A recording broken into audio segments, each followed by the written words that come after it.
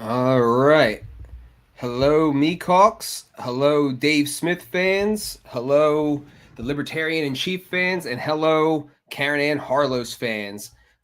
Really appreciate you guys joining us. And huge thanks to Dave Smith, Todd Hagopian, and Karen Ann Harlow's for, letting us stream through their Twitters. We're coming at you from the Libertarian Party Mises Caucus Facebook page, Twitter, YouTube, as well as Karen Ann and Todd and Dave's Twitter. Really appreciate the platform. Thank you very much for taking human action with us. And, we are kicking off the live stream here for the Reno Reset Money Bomb.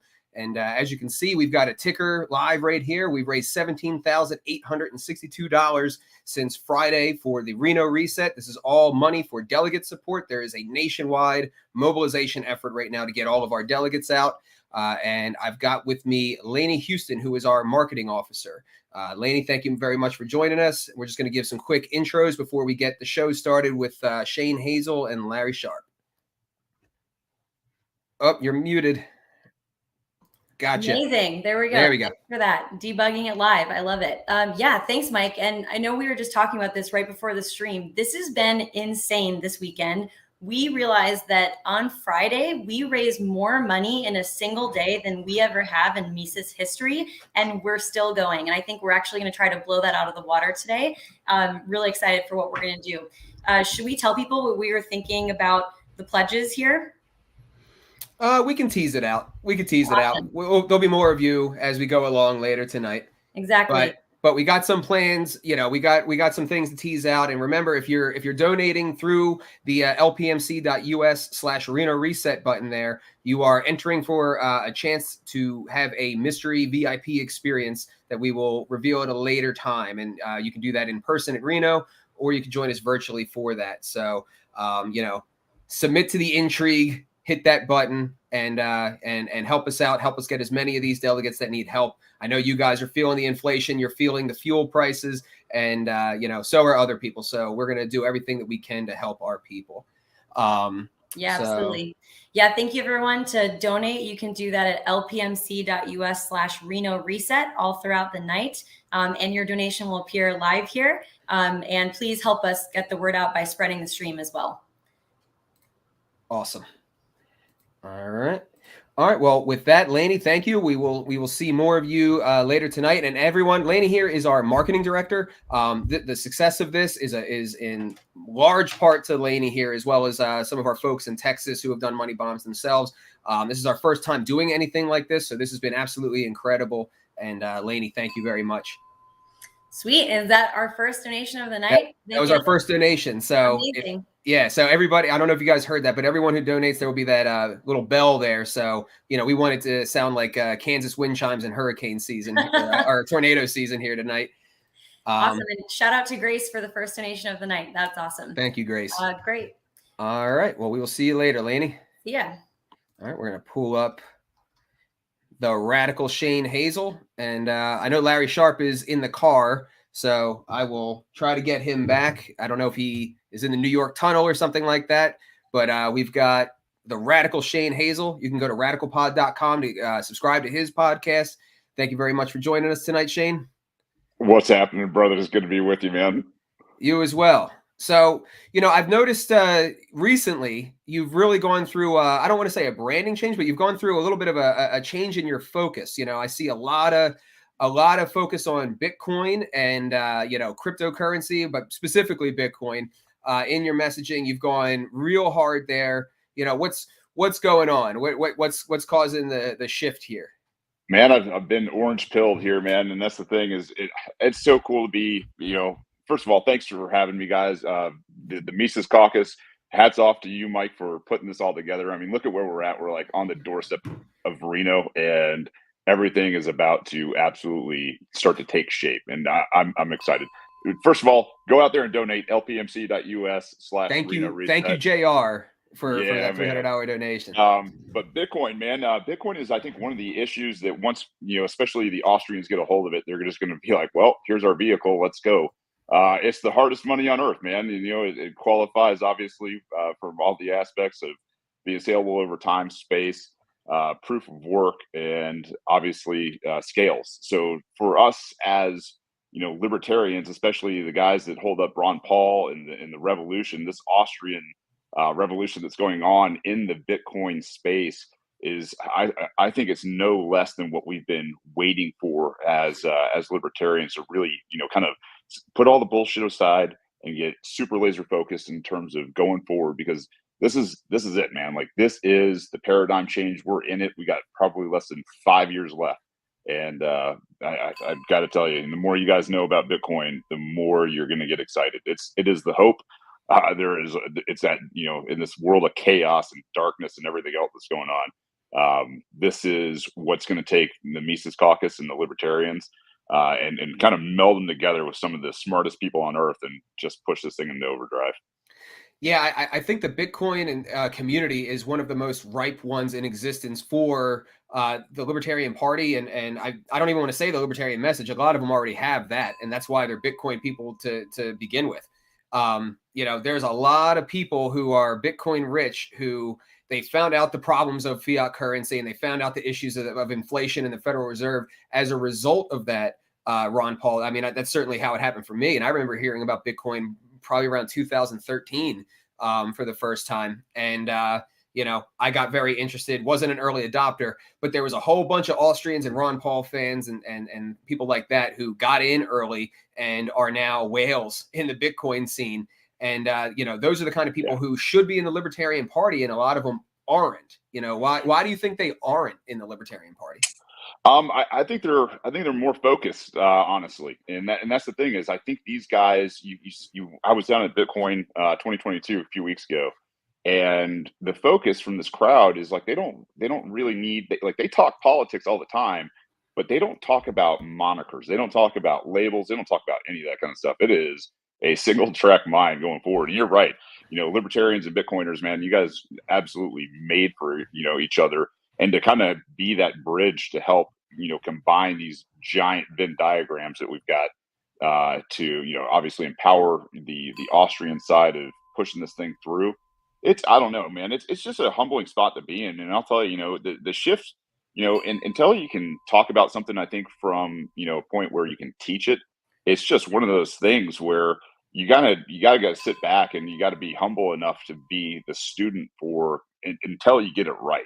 So this is why I've had this really this kind of this radical shift in the space, and the warm reception, just melding these two worlds together is nothing less than, like, I don't know, kind of, it's very hippy dippy, it's kind of spiritual, it's it's obviously economics, it's everything, that when we all get together and you found your tribe, like, that's who this is, man. So if I can turn people onto it and help them get started and feel a little bit more secure with something that they can't touch, trust me, I was one of those guys. Happy to do it. Got to give some shout outs here to Scott, Charlie, Libertarianism at Night. I'm not gonna lie, man. This bell thing is something that we added last minute, and this is like a little dopamine hit. I'm really having a kick out of this. This is awesome. But I'm sitting here trying to keep my train of thought. It's thinking about that guy that was talking shit to Mike Tyson the other night on the plane. I was like, man, I bet that guy wish he had a bell. Well, you know what? Mike Tyson's probably this close to being on his way to Bitcoin himself, because he just got caught with a copy of Basic Economics by Thomas Sowell. So yeah, it's crazy what's happening. It really is, man. And so that brings me to my next question. You're running for governor down there in Georgia, and you did really great in your last race, and but that was before the COVID regime. When you ran. Now this is post-COVID. Well, I don't want to say post, but largely post-COVID regime. I've got to have to restart the question now because we got Larry Sharpe with us, and I absolutely want his input in there. Larry, thank you for joining us. Sacrificing your attention to the road. I love it. No, I'm not driving, but I'm in this area. Cell service. I can tell you're in northern New York because your connection is terrible. You're probably in the country. Yeah, you froze. Well, we'll come back. I'll restart the question. Basically, what I was asking is, Shane, we are now in a post-COVID world messaging wise, you know. Right. How has COVID affected how you're approaching the race? Is there more of an appetite for a third party this time around for the Libertarian candidate? And are you seeing that windfall, or, you know, how is it looking for you? Yeah, there's a lot more buzz this time around, and that's, you know, having had, you know, some name recognition from last year, and really kind of announcing on the heels that I was going to seek the nomination for governor down here, on the heels when everybody was so upset from the Republican Party. It was one of those things that it made some news. So yeah, it's going well. There's, you know, I got to get better. I got to get back out on the road, but it's one of those things where this time around, people are done. You know, the three things that I'm really focused on right now is freedom, jobs, and energy, all pushed through, you know, a Bitcoin economy and into the Fed, getting the separation of money and state, which I think if anybody has, you know, is realistic about it, like they're seeing the economic problems we have with inflation, the fact that we're probably well into the 20% if you go by 1980 standards right now, and they're done. They're tired of the instability. They're tired of the charade that is the entire government. You've got more people saying yes, both Democrats and Republicans are crooked as hell, and I'm not going to vote for either one of them. So I'll tell you, if you're thinking about it out there in you know, looking at a run, it is a golden opportunity to get out there and spread the message for liberty and freedom. There's just no way I'm going to be able to give the shout outs without being an absolute douche host to the people talking. So thank you to all the people who are giving. Justin, Travis, you know, we've already crossed $1,000. See, and there you go. You had Ken Poulin come in. That guy used to be a representative for the Republicans down here in Georgia, and now he's joined the LP, man. And I mean, that's the kind of stuff we're doing. It's amazing. Yeah, man, and we're already over $1,000. We're at 19. The goal for the weekend was 21,000, so I'm hoping we can blow through that. We absolutely blew through our initial goal of $7,000, and again, this is all delegate support. So, you know, if you want that Reno reset and you want it to be as big and as loud of a statement as possible, ring those bells, and we really appreciate it. But yeah, so are you seeing a difference in like your reach? Like, would you say you have more name recognition? Because I know you did that interview with Rand Paul, and that was, let's say, very interesting. You know, and he kind of towed the line a little bit, which is a little disappointing. But you know, the reach is kind of nuts, because you got like people like Marjorie Taylor Greene, you know, who is probably at least one of the biggest names in the Republican Party, right? And she's talking about, you know, me in a number of different cases in public, whether it's on Tim Pool's show or, you know, other, you know, pretty big organizations saying, hey, you know, the Republicans need to listen to Shane Hazel. And that's something that, you know, I don't think I've ever heard. And I'll tell you, you know, if you're looking at things like this, if you can get Republicans now, especially somebody who's a congresswoman or congressman, to come out and say, I'm breaking ranks with the Republicans, you've got national news overnight. And it's, I mean, we have such an opportunity ahead of us, guys. Like, donate, and get people out there, because what we're going to do in terms of messaging with the LPMC is going to break everything. And I mean, we've got, I don't know, Mike, you know better than everybody else. You've got all these different platforms that are now becoming extremely not only libertarian friendly, but especially Mises Caucus friendly. And that message is, I don't know, man, it is burning through the country right now, it feels like.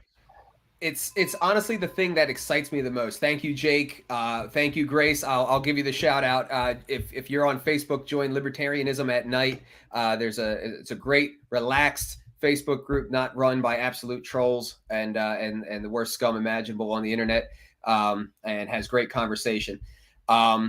But yeah, you're right. Like that's the thing that excites me the most about what's going on is I truly think that we're in the middle of a truly unprecedented time when it comes to our ability to get the message to people, because for the first time in history, the dissemination of ideas and the flow of information is not going through the corporate media. The ratings are down. I mean, CNN Plus, their streaming app, they just made it 3 weeks before they canceled you know, that service. The only people who are watching dinosaur media are dinosaurs themselves, and there's just not going to be any changing them. Where people are disseminating their information now is the podcast. It is Tim Pool. It is Joe Rogan. It is, Patrick Bet-David. It's this whole patchwork of podcasts that when you put them all together have millions and millions of people listening to them. And, we are this close to most of them. I mean, I've been on Tim Pool. I believe you've been on Tim Pool, haven't you? Yeah, absolutely. Tim Pool's editor-in-chief is, here's a little announcement for everyone. Tim Pool's editor-in-chief is coming to Reno to cover the convention. I text with the producer over there and give updates on what's going on with the party, and we got all this attention. Joe Rogan is, I'll talk with Dave about this a little later, but people don't realize how good of friends Joe Rogan and Dave Smith are and how close we are to the largest platform in the entire world and how exciting that is. Look at what happened when Dr. Robert Malone and all of them went on Rogan. It went absolutely viral and just completely smashed the narrative of the vaccines. And what happened, not long after, you're starting to see the vaccine mandates recede and all of that sort of thing. What is the state of the COVID regime in Georgia? Is there any remnants left? Is there any, mask mandates, anything like that? Yeah, there's still people running around in masks, but for the most part, this whole thing that happened in 2020, in March, we went in to lockdown down here, and people haven't forgotten, man. I mean, absolutely had their lives destroyed, whether it was their business, whether it was the job they were in, or having family members die in hospitals or whatever, where they couldn't access or and be close to them as they pass away. Like, people are still reeling from this, and they're super pissed off. So to take that and push it into the the right direction and give it what it needs in terms of the positivity, the empathy, which a lot of times we as libertarians don't do well. I think we've kind of found that and crossed that Rubicon where we see it, we know it, we can sit there and really articulate this because we all lived it. I mean, let's face it, most people in the Libertarian Party are the guys and girls that go out and bust their ass, whether it's in their own job, whether it's, going to work every day and earning what we think as an honest living and everything. And for those people to get shellacked, over and over and over, to have, the requirements change over and over and over, and really to have a government just usurp, everything that we were ever told it was in the first place.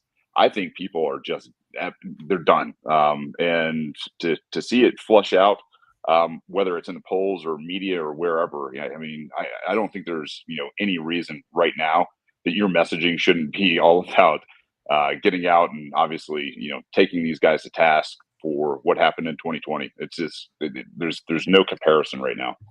Absolutely. All right. We got Larry back. Let's see. Maybe he got a little closer to the city.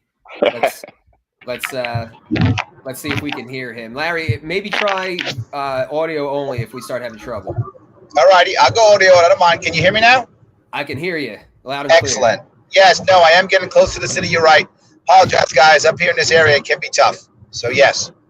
So I guess I'm going to kind of circle back on some of the questions I already asked Shane and kind of get your take on it. One thing that's really interesting, because you're in New York, and that's obviously dominated by New York City. That was one of the hardest hit places by the COVID regime. That's where you had the nursing home. Well, one of the states that had the nursing home scandals. I had that happened here in PA too. Yep. And obviously you've already built some name recognition from your previous run. Yep. What are you seeing between then and now in terms of receptiveness to you as a candidate, and what we have to offer on messaging with the COVID regime, and are people starting to clamor for it a little bit more? I gotta tell you, the hardest thing in my state is that we're about 2.5 or almost 3 to 1 Democrat to Republican. So the only way for me to make real impact is to get Democrats to vote for me. And the advantage is they do. About 25% of the people who voted for me last time were Democrats, and more do. So I've got to do that while still at the same time, being able to, keep the right happy also, and to be libertarian. And it can be challenging. Yesterday, I was literally at the equivalent of a Trump rally in the morning. It was a rally in Albany. And then right after that, I went to a CBD shop. So I got both sides, right? Then this morning, I'm off at a gun show. And then I'm at some ritzy winery. So I got to bounce back and forth a lot and try to be able to keep both sides understand that, look, you can be who you want to be. Just don't force your view on others, right? If you want to be someone who likes guns, awesome. Just don't force people in Brooklyn who might be scared. Let them be alone and let the people in Brooklyn leave you alone. I think that's one of the hardest things. But from your point, the issue that I deal with here is that with the COVID lockdowns, there were a lot of people who were totally okay with it and still are. They were okay with it. In fact, the last polling, yes, the last polling we did, about 55 to 60% of New Yorkers were absolutely okay with the lockdowns and the way our governor handled COVID. And one of the things that was an advantage is for them is that Cuomo's gone. So Cuomo's horribleness actually made it a little bit better, meaning for them, for Democrats. Because when Cuomo's mistake, oh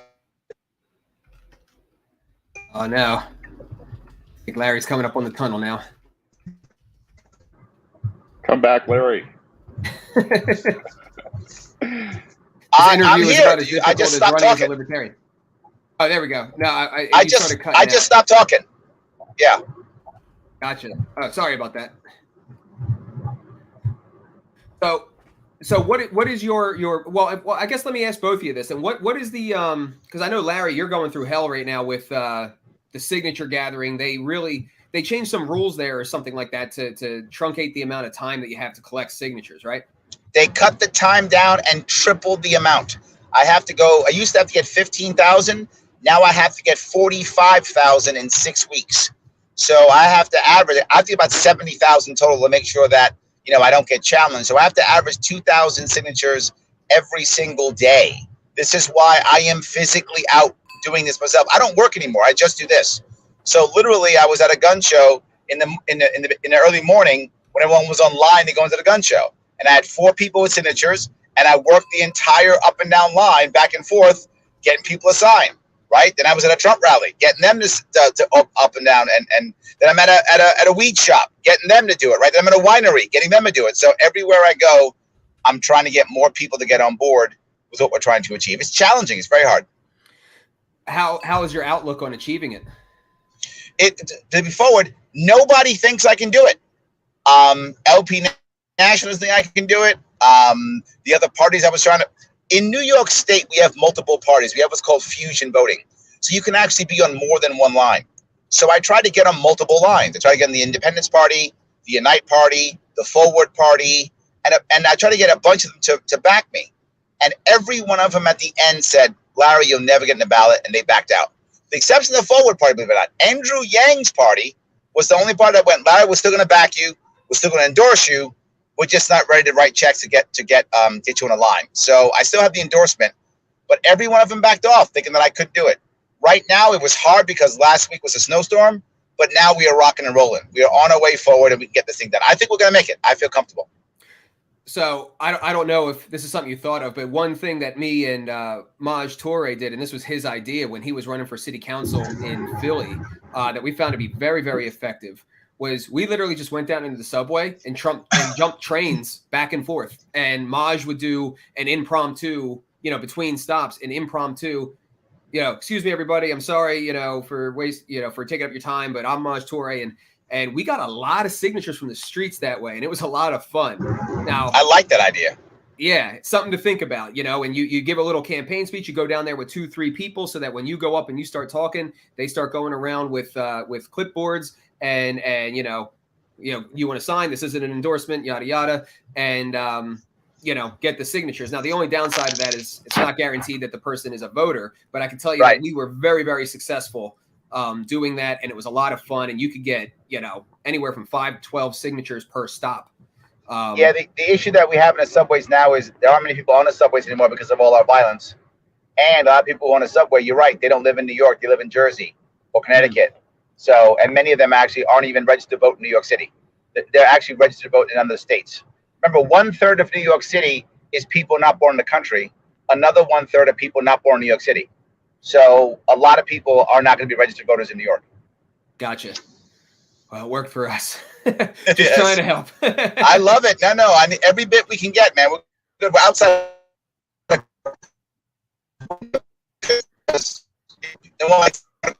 So you want to some of that government overreach? How about sign a petition? Not a bad idea. Yeah. Yeah. No, that's the way to go about it. I only caught about half of that because you're going out again, but I like it. So Shane, how's the signature situation looking in Georgia? Well, this might be the one thing that Georgia does a little bit better than New York in terms of ballot access. Ballot access down here is statewide. Races are open to libertarians. So governor, lieutenant governor, secretary of state, ag commission, public service, and U.S. Senate races. I may have forgotten one or two, but we've got a full slate for all the statewide campaigns down here. So we are in the November election already. And that's huge. I mean, that's, nice. to be, through, our convention, which, you still have to explain to people, but yeah, it's going well. This being, not only empathetic, but having some energy and some hope to give to people now is just, it's one of those things where they want more classes. They want more engagement. They want to know what you know, and they want to know the people that you found this out through, this grapevine. So it's going well. And to Larry, man, I'll tell you right now, if anybody's out there that knows Larry Sharpe, the man and I have had just a few run-ins together, but I can tell you, I will never forget either one of those. The man is not only, he's got that Marine mentality all day long, doesn't know how to lose. And no matter what he's doing, he's going to be on point in terms of messaging. I'll tell you, if you got, extra money after donating, like, go donate to Larry as well. I mean, getting around New York, it's expensive as hell, and he's fighting a good fight up there. I think the one thing, before we probably wrap up this time slot, is I think people need to really jump on this part is the state, the Fed, whatever it is, wherever you're running.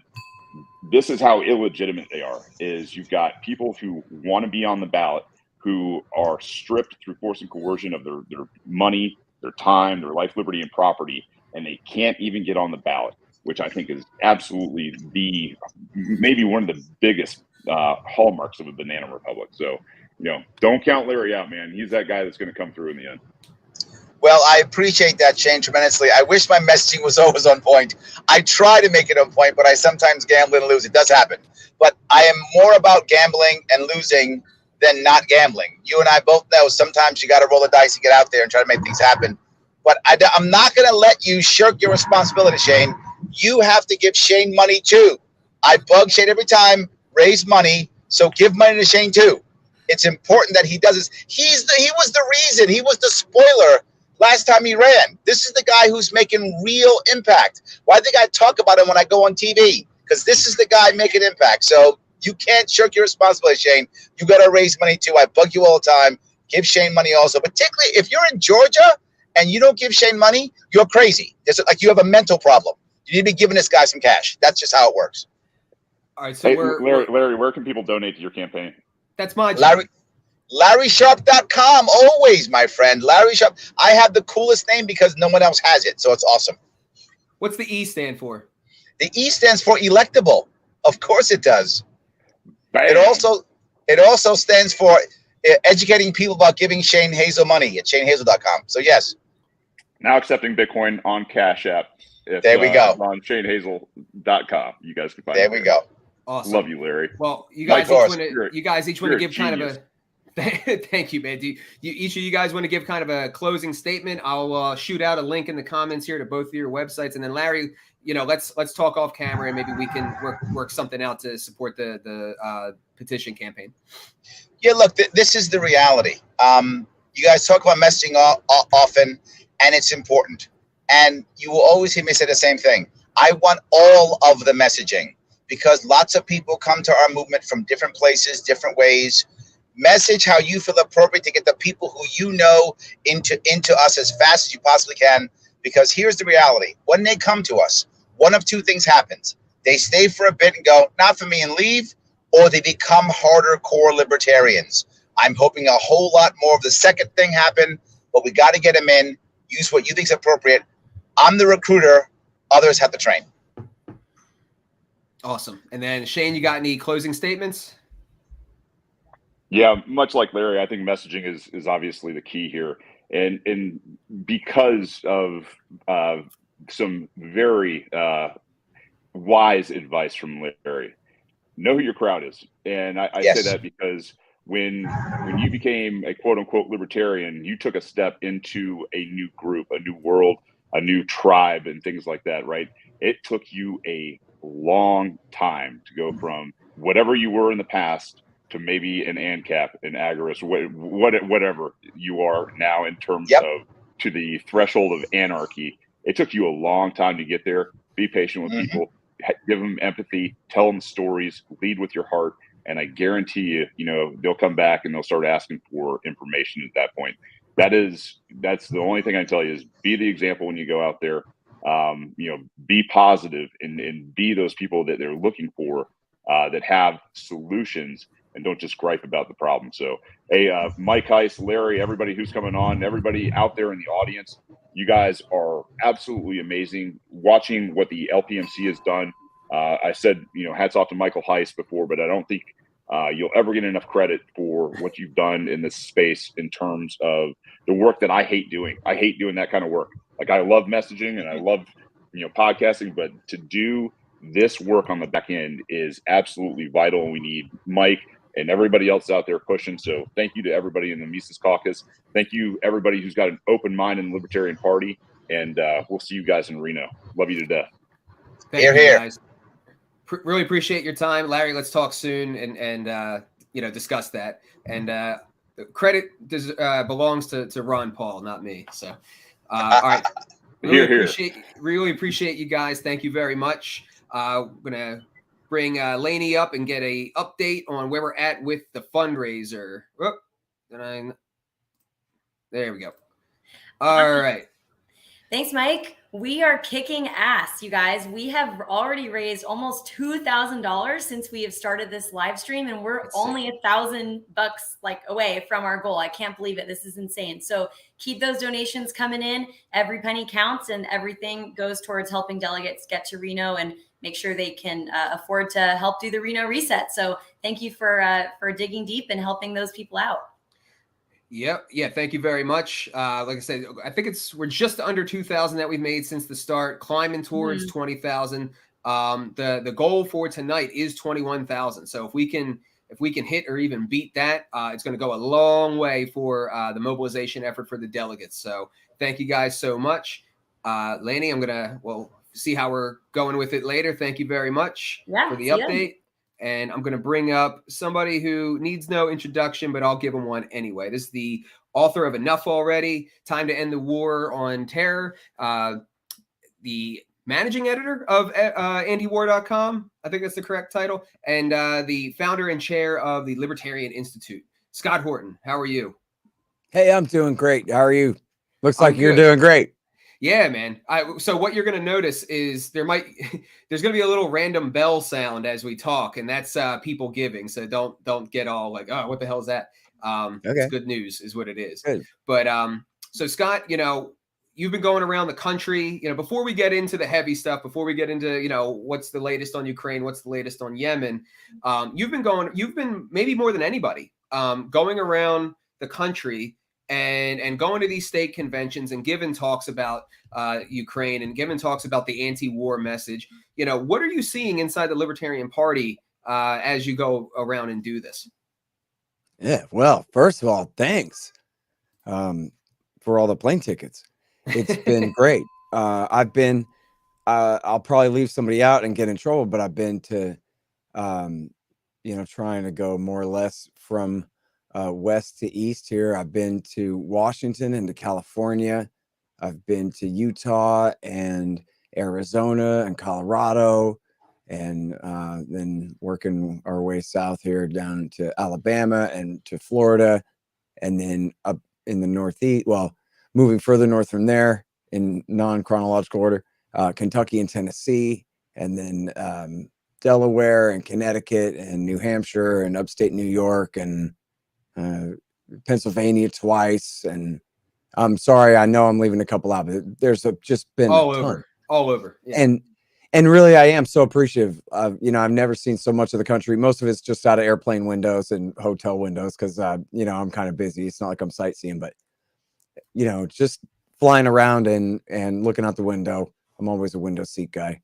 And meeting all the people and just, you know, getting at least a sense of the terrain, at least, you know what I mean, and the different places around the country.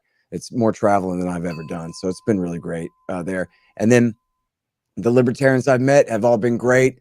It's virtually all Mises Caucus people who are like, you know, arranging the hotel and the travel and picking me up and all of that. Not entirely, but almost. So, but then I can just tell, I think I bet you, I couldn't prove it or like I wouldn't swear, but I would bet you, Michael, that at every single one of these things for the last 2 years, I have been told, wow, this is the biggest one of these we've ever had. And that's even in real small states where, you know, there's 100 people in there and they go, yeah, but we never beat 35 before. This is hard, you know, in some of these small states, it's, you know, a pretty big deal to have that many people come. And so, but, and then some of these, it's just a riot. I mean, some of these, it's just absolutely huge. And I think they've all said that. I mean, there's all the excitement is around the Mises Caucus and everybody coming into the party for this purpose. So it's just been really great. And then, you know, I kind of feel like it's long overdue, not necessarily me, but should have been Justin and or, you know, anybody from antiwar.com and our part of the movement focused on foreign policy all this time. I think it's really telling and really important, you know, that people can just see. It's just demonstrated truth that this is the Mises Caucus's priority. And that's why they're sending me out. Scott, I got to cut you off and interrupt you for 1 second. James Gentleman, thank you for the $67. That bell just took us to $20,000. Oh, wow. $1,000 away from our goal for the entire weekend, which I think we might blow through tonight. So sorry for interrupting. You had to give that shout out, man. That's awesome. Thank you. No, that's great. And I like James too. He's a good dude. Really appreciate that. So, all right, we're on fire in the party. That's yeah. No, it is. It's great. Listen, I mean, the thing is, you know, these are state parties. State parties don't have foreign policies that much or whatever. But the fact is, like, what's happening here is, I mean, everybody's good in anti-war anyway.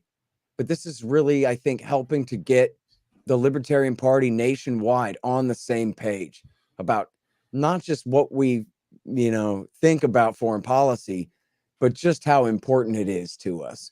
That this is what the Libertarian Party is going to be about from now on, is doing everything we can to end the American world empire. Yeah, absolutely. And that's what we're hoping to do. And we're hoping to bring that huge movement that was around Ron Paul, that's around people like you, people like Tom, and bring that into the party. So let's shift gears a little bit and drill down into your expertise. And, you know, we've only got 20 minutes, so, you know, we'll have to keep it a little truncated, but if we could do maybe 10 minutes on what's the latest in Ukraine, what's the outlook? Is it looking like Putin might expand further west? Is it looking, I haven't been keeping up with it, to be honest with you. So, you know, how's the talks going there? And then how's the ceasefire going in Yemen? Yeah. Well, shame on you. You got to read antiwar.com every day. I read the headlines, but I can't, it's just very difficult right now. Hey, I hear you. Believe me. But everyone should know Dave DeCamp and Jason Ditz and Kyle Anzalone and Will Porter are just at the Libertarian Institute and antiwar.com kind of overlapping. They're just doing such great news coverage right now. It's really incredible and will help keep you up to date. I think, you know, I don't know how far the Russians ever really meant to go in the first place. You know, that kind of remained to be seen. So, you know, the common narrative is that they were really moving on Kiev and got forced back. And I think that's probable. You know, I don't know. There are others who say that, no, that was really just to divide Ukrainian forces while they focused on the south and the land bridge across Mariupol and to, you know, that whole coast of the Sea of Azov there and to Crimea and to guarantee the freshwater sources for Crimea and essentially just to guarantee the greater Donbass. Frankly, they haven't succeeded entirely in seizing all of the Donbass, much less further west from there to the Dnieper River or much less even all the way further, which is, I think you're kind of referring to the headline there, where this one Russian general said, actually, we might go ahead and take Odessa and take all of the southern, Ukrainian coast all the way to, I'm going to say it wrong, Transnistria, something like that, which is this tiny little strip of pro-Russian land on the Ukrainian-Moldovan border. And so that's, expanding their stated goals, while apparently in practice they've scaled their, their actual progress back. And I guess I'll tell you something that I heard that was hopeful, was that, May 9th is Victory Day, the celebration of their victory over the Nazis in World War II. And William Arkin, the Newsweek reporter, said that, I guess his DIA sources are telling him that they're really hoping to see Putin declare victory on May 9th and go home, or at least just keep the Donbass. And then I guess the question is how bad the Ukrainian army keeps fighting to try to retake the Donbass from the Russians at that point. I really don't know, man. Tonight, Blinken, Secretary of State Blinken and Secretary of Defense Austin are in Kiev, or they just snuck in and left, had a meeting and left. And that almost certainly was just promising more weapons and more support, rather than, laying down the law that now is the time to come to an agreement. And I'm just speculating about that, but all signs are that the American government, the Biden administration, does not want peace here. They want to drag this war out. They see how bad it's going for the Russians, and they think it's fun to see that, to bleed Russia, as they say. Just what bin Laden finished, not quite finished, doing to the United States, mimicking our policy against Russia in the 1980s, and baiting them into invading Afghanistan and backing the Mujahideen insurgency against them there. We're not just a few months out of Afghanistan. We're already trying to repeat the same policy against the Russians in Ukraine now. But everything depends on diplomacy, really. I mean, unless Putin just declares victory and quits, then what's going to have to happen is, even then, I don't know. The Americans are going to have to lean on the Ukrainian government to concede Crimea and probably the Donbass region and neutrality, and that they're going to stay out of NATO, which those were the Russians' terms all along. And I don't really see the war stopping short of that. And again, the Americans, I think, are just pouring weapons in and want the war to continue. So, I don't know. I hope I'm wrong about that, but I don't see any positive signs at all. What do you think the motivation is? Why would they want it to continue? Because what do they stand to gain geopolitically? Well, they want to break Russia away. See, if you go back to the Grand Chessboard by Zbigniew Brzezinski from 1997, he talks about how with the Crimean Peninsula, or all of Ukraine as part of the Russian Empire, then Russia is a global power. But without it, they're not. And that's essentially, especially referring to their naval base at Sevastopol on the Crimean Peninsula, which is their only year-round warm water port. Otherwise, they got to sail, only in the summertime and from the Black Sea, but I mean, from the north, from the Baltic Sea or the Far East. But if they have their base at Sevastopol, that's the Black Sea, and then through Turkey and the Bosporus Strait their access to the Mediterranean. And so it just makes a huge difference. So the American perspective has always been, ever since the Cold War ended, to keep kicking them while they're down and kicking them while they're down. I mean, this is why the Bill Clinton government backed the Taliban's takeover of Afghanistan in the mid-1990s. It was because they wanted to put a soda straw in the Caspian Basin in Turkmenistan and build an oil pipeline across Afghanistan and Pakistan to the port of Karachi. And the Clinton government said, yeah, we're doing this because we want to keep it out of the hands of the Russians. We're trying to pump all this oil and gas south and east and west and anywhere but north. Same reason that they backed the Mujahideen in Chechnya in the Second Chechen War in 99-2000 was to prevent the Russians from reactivating or from being able to use a Soviet-era pipeline that ran through the Caucasus Mountains there. And so it's just essentially, it's anything they can do. It's just relentless pressure, anything they can do to pressure Russia, destabilize Russia, deprive them of every last nickel they can think of to deprive them. And what's funny too is because just like with their Iran policy in the Middle East, all this is counterproductive, or much of it is counterproductive. For example, the giant boost in oil prices has really helped the Russians. And here we're still buying oil from them, and so are the Europeans, and financing, essentially picking up the cost of the tab of the war just through the oil prices that we're paying them. So, you know, I don't know if that adds up exactly, but you know what I mean. But that's what it is. It's not that they love Ukraine. If they loved Ukraine, they'd be doing everything they could to try to stop this war. But what it is, it's the same as Afghanistan. Oh. They didn't care any more than the Russians if a Hang on, million Afghans died in the 80s, you know? You're getting played off. So we just hit the goal, Scott. Somebody just gave $777. Oh, holy crap. I missed the name. Matthew. Oh, there it is. Thank you, Matthew, man. That is awesome. We did it.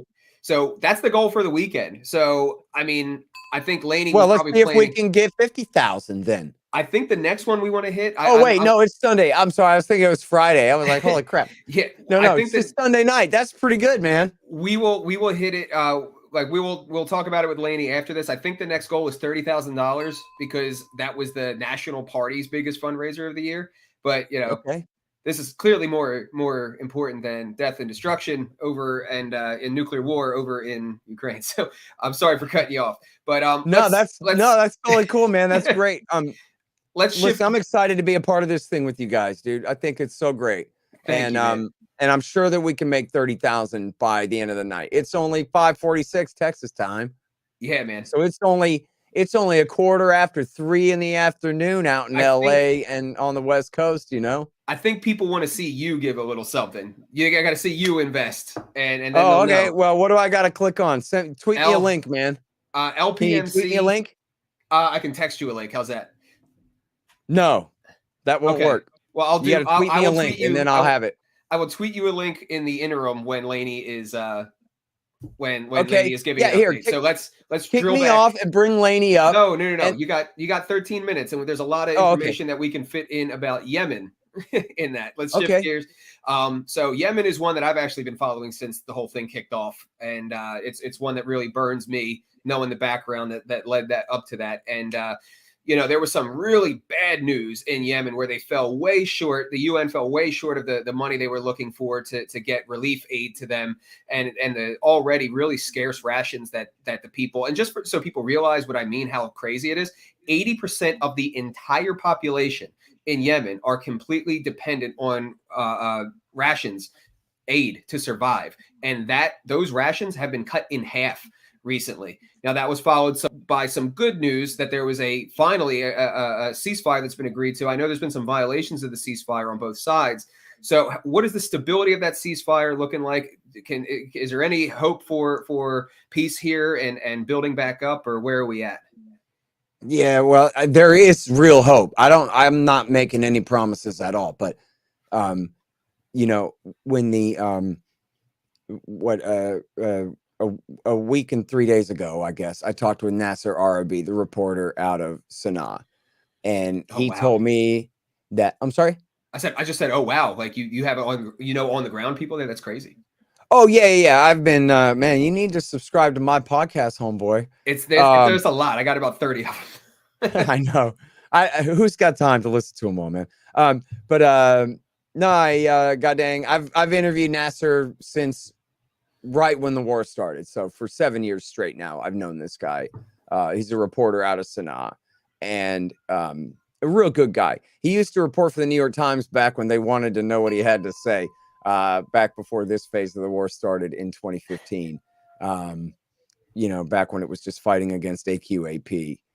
But he's a really great guy. And he was telling me, oh, yeah, no, man, this is bigger, different, special, awesome, extra crazy. It ain't what it was before. This ceasefire compared to all the others is meaningful.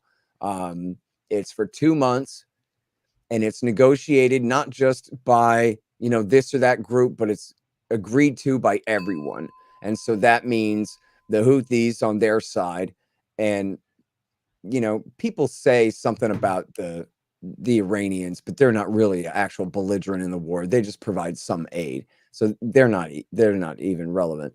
But on the other side, the Saudis, the UAE, and the factions that they back on the ground, including the Muslim Brotherhood faction, Al-Islah, the Salafi faction, which is really Al-Qaeda in the Arabian Peninsula, that has now joined up with the UAE as the UAE's militia force there, and also the Socialists, the Southern Transitional Council down there in the port city of Aden. They have all signed on to this ceasefire. And then the most important part of it, politically speaking, that makes it seem meaningful is that the presumed and supposed president of the government of Yemen, the one that was actually deposed back 7 years ago, Mansour Hadi, who's been living more or less on house arrest in a hotel in Riyadh all this time, he has officially renounced his title and claim to the throne. So this was, yeah, I mean, this is the point of the war, is we are going to reinstall Hadi to the throne. Now here's Hadi saying, never mind that. And what they did instead was they appointed a council of, I forgot, was it 4 or 8? It was like a council of 8 that doesn't include the Houthis. It's the other side, but it's essentially consolidating the position of the other side into an alliance that then can negotiate with the Houthis without that major demand standing in the way. But of course, the American role here is very destructive, and one of the and the British role too. There's so much money at stake, Michael, as you know, and the British are what they call the pen holder on the UN Security Council for Yemen, because it used to be a British property. And so this is like, I don't know if it's the world law or this is just the tradition on the Security Council, where if it's a former colony of yours, then you get to decide when action is taken or not taken on that issue. So right now there's a UN Security Council resolution that essentially demands that the Houthis lose and give up. And that's the world law right now. And so that UN Security Council resolution has to change and be more flexible for the future outcome in what's going to take place in Yemen there. And you're going to need the Americans and the British to go along to do that. And the French too are making money on this. So what's going on with some of the other aspects of it? Because I know there was friction with the UAE or the United Arab Emirates at one point. Like I think at one point they were actually fighting against the Yemenis, even though they're part of the alliance. And then you've got the Southern separatists.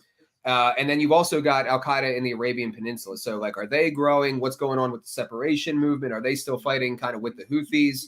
What about some of these other kind of tangential elements? Well, they're all in on the ceasefire now. Whether they all even Al-Qaeda? Are able, yeah, I mean, if they're all able to negotiate, I mean, let's just say that we get a real kind of armistice to end the war, then whether they will all be able to negotiate to stay in a new government under the Houthis or in a coalition with the Houthis very much remains to be seen. In fact, Nasser Arabi said regarding the Southern Socialists, the STC, they're called the Southern Transitional Council, which is the Southern Socialist group that rules Aden and has this strong alliance with the United Arab Emirates, that they may just end up breaking the country up again. I mean, it was North Yemen and South Yemen until 1991. And, Abdullah Saleh was able to form a coalition and win a war, and then in the aftermath, pull everybody together and hold it that way for 30 years. But there's nothing necessarily natural about that. And, it's funny because the UAE backs the commies, but they also back the Al-Qaeda guys too. And they're deadly enemies of each other, but they're just also enemies of the Houthis. So at times, the socialists have fought against the Al-Qaeda guys, and they're both, their region is in the south. So I think that's a fight that's going to unfold in the future. And frankly, like, I'm very sad to say that when this war against the Houthis ends, that doesn't mean that the war against Al-Qaeda ends. That means the war against Al-Qaeda starts back up again. That'll mean America's turning sides, switching sides in the war again. So it couldn't possibly be as horrible as the war that we've been fighting there against the regime that had taken over the capital city and trying to force them out through this massive siege warfare. But the terror war against Al-Qaeda in the Arabian Peninsula preceding that was already an absolute horror show. You know, they call the drones a surgical strike and the bombs they drop a scalpel, but it's just not true, right? Dropping a bomb on a car or a truck or a house, and oftentimes a funeral or a wedding, and you're killing innocent people by the dozens, by the scores, and then you have all new recruits. And here this whole time, man, for 7 years, virtually the entire time, well, for the first 2 years, Al-Qaeda took over like 10 towns, including the port city of Makalla, and including, you know, military bases and weapons magazines, and just increased their power by 10,000%. Then the Americans said, this is really bad public relations for us. So the UAE, Michael, went in there and wiped them out. No, I'm just kidding. The UAE went in there and gave them a bunch of your money and hired all the Al-Qaeda guys and made them their mercenary army on the ground there, which includes all kinds of foreign mercenaries and whoever else fighting for them on the ground. So Al-Qaeda in the Arabian Peninsula has been on a vacation from the American war against them for 7 years now. We've been flying as their Air Force, as Michael Horton, no relation, the Yemeni expert, told Mark Perry back in March 2015, that this is, you know, John McCain says we're flying as Iran's Air Force in Iraq. Never mind whose fault that is, John McCain. But John McCain says we're flying as Iran's Air Force in Iraq. Well, we're flying as Al-Qaeda's Air Force in Syria, Michael Horton said then. And it's been true this whole time. So then that means if, and big if, this armistice or this ceasefire can, you know, develop into a real end to this war, it means we still have a whole other war to fight. And you know, judging on, you know, based on, you know, recent history of American policy there, forever. I mean, they're not doing Iraq War II style invasions and regime changes in the Middle East anymore, but they are fighting CIA drone wars and special operations wars throughout the Middle East and Africa right now. I mean, we have troops in Syria and Iraq. We've got, you know, on and off terror wars in Yemen. We still have the longest war in American history in Somalia, right there across the Red Sea from Yemen. And we've got special operators in Libya and Mali and Niger and Chad and Burkina Faso and Sierra Leone and Nigeria and just all through that whole region of Northern and Western Africa. The consequences of Hillary and Obama's war in Libya in 2011, where it all spread south into Mali and the rest. So, you know, we have special operations forces all throughout the Middle East and Africa still. And anyway, once the war against the Houthis is over, the war against AQAP starts again. Yeah. So we've got 2 minutes left. I'll just give one comment on that. That one of the things that really burns me up about the Yemen conflict is how similar the beginnings of it are to what happened with Afghanistan in the 80s, where, you know, we used to be tactical buddies with the Houthis. You know, back we first entered drone operations in Yemen during the Bush administration as part of the war on terror for the AQAP, Al-Qaeda in the Arabian Peninsula, like you're talking about. And at that time, the best ground fighting force was the Houthis.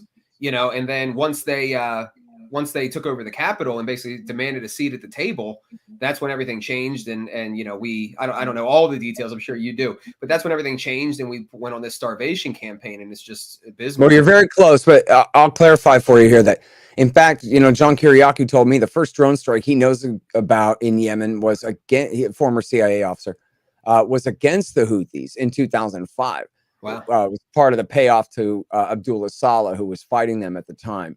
But you're right that America allied with the Houthis. But what it is this very narrow time frame. It was right after the Houthis seized the capital city in December 2014. It was our current Secretary of Defense, Lloyd Austin, was then the commander of Central Command. And he said, hey, you guys like killing Al-Qaeda? Great. And was giving them intel to use to target and kill Al-Qaeda guys. So that started essentially in December or, you know, maybe November, but certainly by December 2014.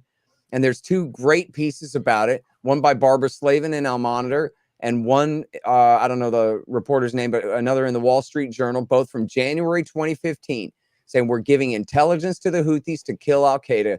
Then it was just 2 months after that Obama turned around and stabbed them in the back and took al-Qaeda's side against them.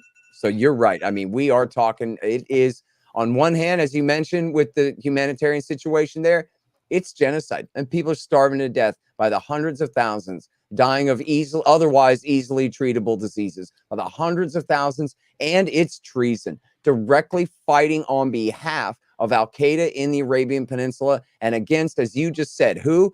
Their most deadly enemies, the Houthis, who to al-Qaeda, the only good Shiite is a dead Shiite. So from the Houthis' point of view, oh yeah, well, the only good al-Qaeda guy is a dead al-Qaeda guy. And instead of just even staying out of the way and letting it play out, we stabbed them in the back. Obama and Trump and Biden stabbed them in the back and took al-Qaeda's side against them.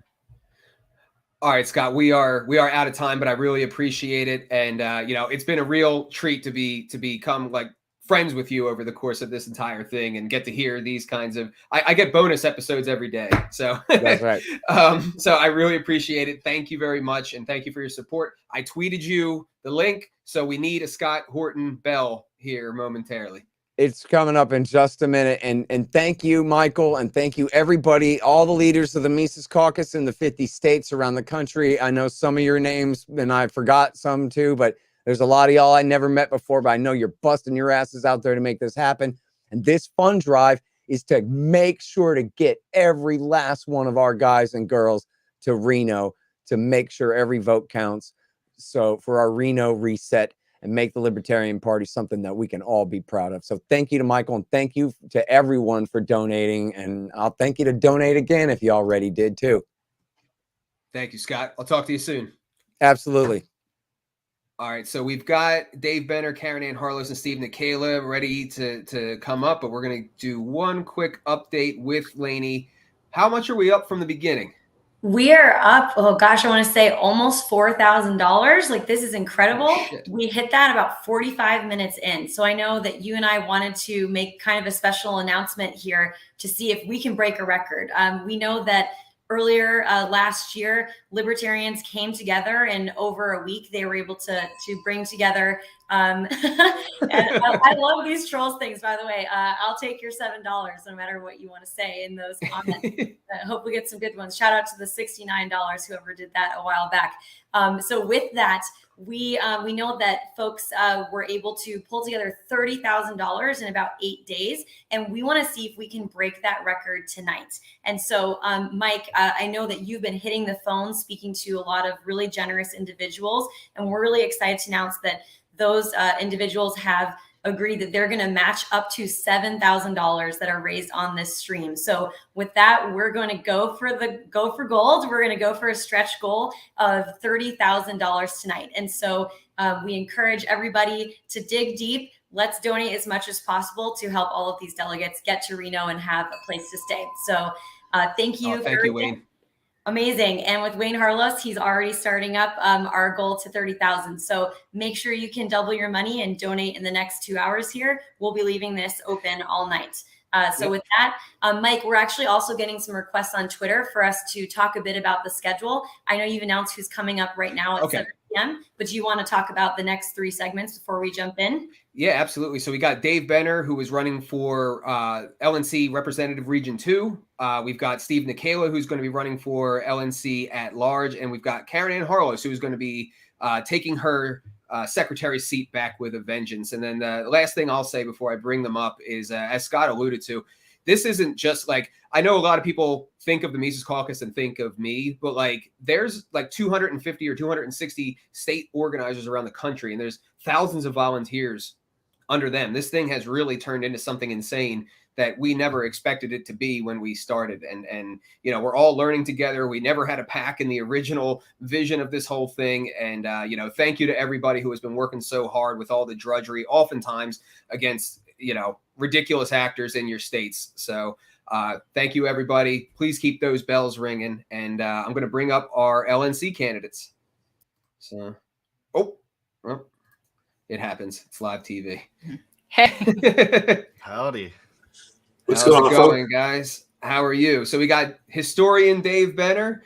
We've got the Shah of Iran, Stephen Nikela, and we've got the Pink Flame of Liberty, Karen Ann Harlos. Oh, we've got Aaron Harris, the host of our podcast, Decentralized Revolution, with us as well. So honestly, guys, I'm going to kind of just give you a little nudge, and I want to let you be the stars of the show here while I go get some water. And basically just let you guys bounce around each other. What is your vision for the Libertarian Party in this upcoming regime? You know, what are the problems that we're trying to solve, and how do you feel about the future of the party? And I'm going to go wet the whistle. I'll be right back. Hey guys, I'm going to watch the comments and stuff like that. Do you want me to, if there's a good question, interject or? Yeah, that'd be great. Yeah. Okay. I'll kind of watch that, but Mike, I just turned my mic on or so I could hear you. Or you're going to introduce them, then you're going to bounce? We already did. We're off. I'm going to get water. I'll be right back. We're doing it live, Aaron. We're doing it live. It's live. I'm sorry. Yeah. Yeah, I'm a rookie at this. Well, hey, all, I want to just apologize for the weak voice right away.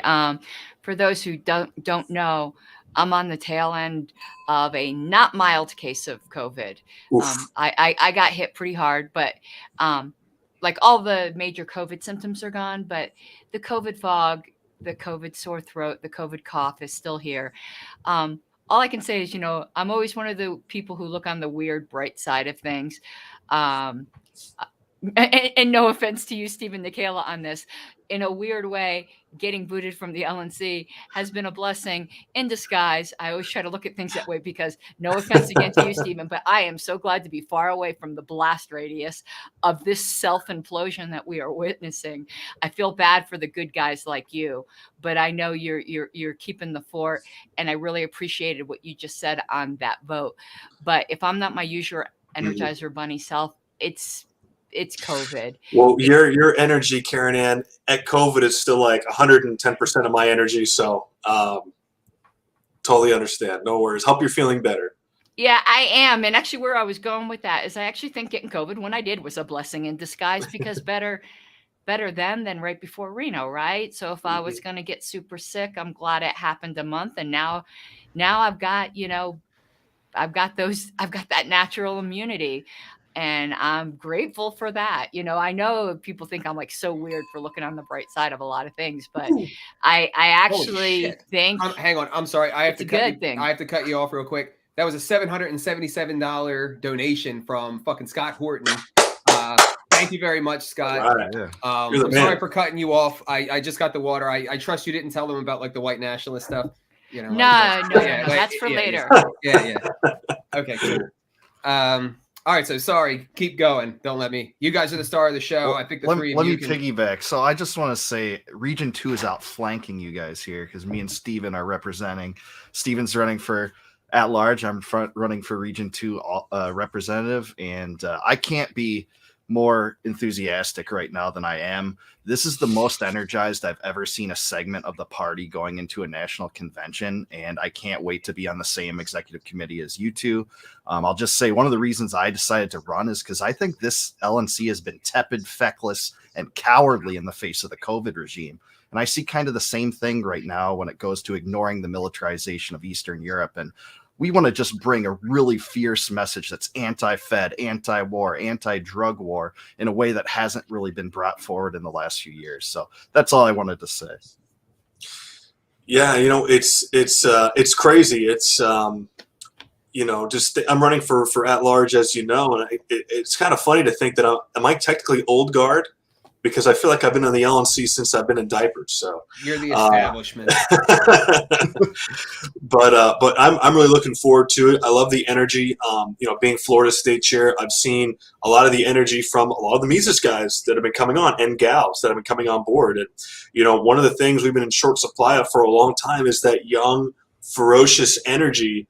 And that vitality that we've just been missing for a long time, and to have some fresh bodies to come in, to have that same energy come in, it's really nice to see, and I'm looking forward to the LNC being a force to be reckoned with as far as the messaging, as far as the executive vision, as far as getting libertarians aligned on what we want to accomplish.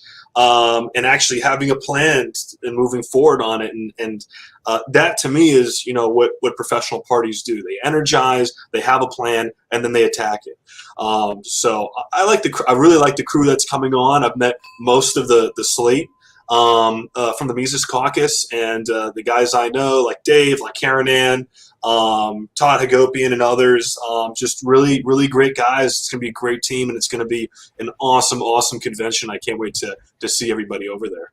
We just got a $500 donation from Stefan Kinsella, and we're getting donations from heavyweights, and we need to recognize that. I don't know if you guys get the joke, but it's there. Oh, no, I didn't get it. But, Stefan has been a very generous contributor to my campaign and has been a supporter of my show for the longest time. And I'm so grateful for him. Obviously, like very many other people, he turned me on IP. I don't think the man realizes sometimes the influence that he has. I think sometimes a lot of us don't realize that the influence that we have, but yeah. And a little known trivia fact. So if there's ever like a trivia game, Stefan knows this, but a lot of people don't know. It's one of his articles that pushed me over the edge into anarchism. So he's very special to me. I mean, a lot of people helped me along the way, but his article that's entitled, I'm going to get something. It's close. It's close enough for you to Google it. It's something to the effect of the moral irrelevance of the impossibility of anarcho-libertarianism, because the thing that was holding me back was, but is this possible? And of course, now I do believe it is possible, but that article is so great on showing, at least to me, on how ethical positions aren't dependent upon their possibility. Like, we all wish there were no murders. Is that ever going to happen? Probably not. But I would hope everyone in this room holds to the position there should be no murder. And so I owe a great debt, coughing, to Stefan. And I don't know, Stefan, if you remember this, but like 10 years ago. I'm pretty sure it's Stefan. I'm sorry. I'm pretty sure it's Stefan. Sorry. Stefan. He's a heavyweight, guys. He is a heavyweight. You got to get it right. It's Stefan. Mr. Kinsella. I remember this, but like 10 years ago at FIU, you actually Zoom conferenced into, we had a Young Americans for Liberty meeting, and you gave a whole presentation on IP, which really got my brain turning on IP, and I think that's really fantastic. And all the pieces of the puzzle in libertarianism, the Rothbards and the Kinsellas and the Misesians and everybody, we are an ideological movement as much as we are a political one. I think that's what makes the Libertarian Party so special and so dear and near to my heart, is that we have this ideology which drives us and which connects us, it's thanks to all the brainiacs and the intellectuals and the heavyweights. So thank you. I was going to pull that up. Thank you, Aaron. So we got a audience comment here. I think that's a great question, because this is something that I've seen that's honestly scared me on a borderline spiritual level in this whole project is, how many people have we watched join the LNC and become nuts, or maybe they're just nuts when they got there, or what? But something about it seems to make people nuts. How do you guys plan to resist the golem? I can speak on that. And first, I'll say, join Libertarianism at night. Somebody donated $5 for me to tell you guys that. So let's talk about LNC corruption and sort of people going crazy on the LNC. Let's start with corruption. I mean, you guys saw what happened with JBH and the whole New Hampshire thing and this and that. I mean, that was outright corruption. There's no ifs, ands, or buts about it. That was awful. And anybody who can defend that, I really don't know what to say. Really, it comes down to picking your people, picking who we work with, and holding them accountable also once they're in position. As far as people going crazy and going off the rails, politics it can be very intense at times. And I think people have this propensity to get emotional. And then what they do is they get into these fights and they put their pride on the line, and then they have to defend their prime. So it just spirals. And I think it's very objective to be, when you're in politics, is to to not only be objective, but to look at other people like a mineralogist looks at a rock and just say, oh, that's interesting. That's the way that person is. That's the way the situation is. And to be grounded when going into very emotional situations like we've had this morning or yesterday with the current vote in the LNC, is how do you approach something objectively and not let mob mentality or group emotions, group think drag you in a certain direction because the emotions are contagious. So I think that's one really important, thing to do, is not give into, the mob or emotion, but to be based on principles. And as far as LNC corruption, communication, to make sure to see what people are doing, what's going, hey, why are you doing that? Is it corruption, or is it just, somebody acting really silly and stupid and flying by the seat of their pants, which can look like corruption, but sometimes it's just lack of expertise. But sometimes it's corruption, and it comes down to electing the right folks. So to me, it's also to embrace transparency. I know one thing that Karen Ann Harlos is big on, and I totally agree with her on this, is the abuse of the secretive LNC business list. The bylaws are very specific about which items can be discussed on that list, and I don't want any more abuses of that. Using it to discuss things that aren't relevant, that should be out in the open, to that main LNC business list, things like that. We really need to embrace transparency, argue with each other in good faith, or debate intra-party matters in good faith, and really hold each other accountable. There's I obviously have a little bit to say about this. It's another one of those weird blessing in disguise situations that, where I try to look on the bright side of things, where I tell people, don't be discouraged that you know about all of this corruption on the LNC, because in the two old parties, you'd never hear about it. So the fact that the general party member knows this is going on, I actually think is a sign that we're still worth fighting for. And I know that may sound really weird. I am also really weirdly grateful for the opportunity to be removed for standing up for what was right. Because here's the thing. None of us know what we're going to do when push comes to shove, when something's really going to cost you something. So I'm glad I passed that test. But you have to you can't be backward looking. There's only so long we can sit here and go, oh, this past LNC was so terrible. The minute this convention is over, we need to forget about this past LNC. And I do think a very genuine concern members have, and if they don't have it, they should have it. It's legitimate, is how do you transition from, oh my God, this past LNC was so terrible, to becoming a functioning body again. And I think one of that, the main way is what Dave said, and it is through transparency and allowing members a voice, even when they say things you don't like. There had been, and this was cultivated by JBH, because he scolded me for this in front of everybody, by the way. He actually said something to Stephen, you may remember this. He said something, there are actually people on this body who said that they are on this body in order to protect the party from us. And yep, I'm one of those people. And he was like, that's a terrible attitude to have. Really? Well, I just understand how power is, and power corrupts. And yes, I do believe that all of us should be on this body, not just to serve the body, but to also protect the body from our own very human propensity to allow even the tiniest bit of power to corrupt us. It can happen to anybody, and even the tiniest bit of power. The joke is the amount of infighting is inversely proportional to the amount of power there actually is. And I think we need to start having things like, we started this in Colorado, quarterly town halls, where we let members come and say what they want. We'll like what some of them say. We will not like what one of them say.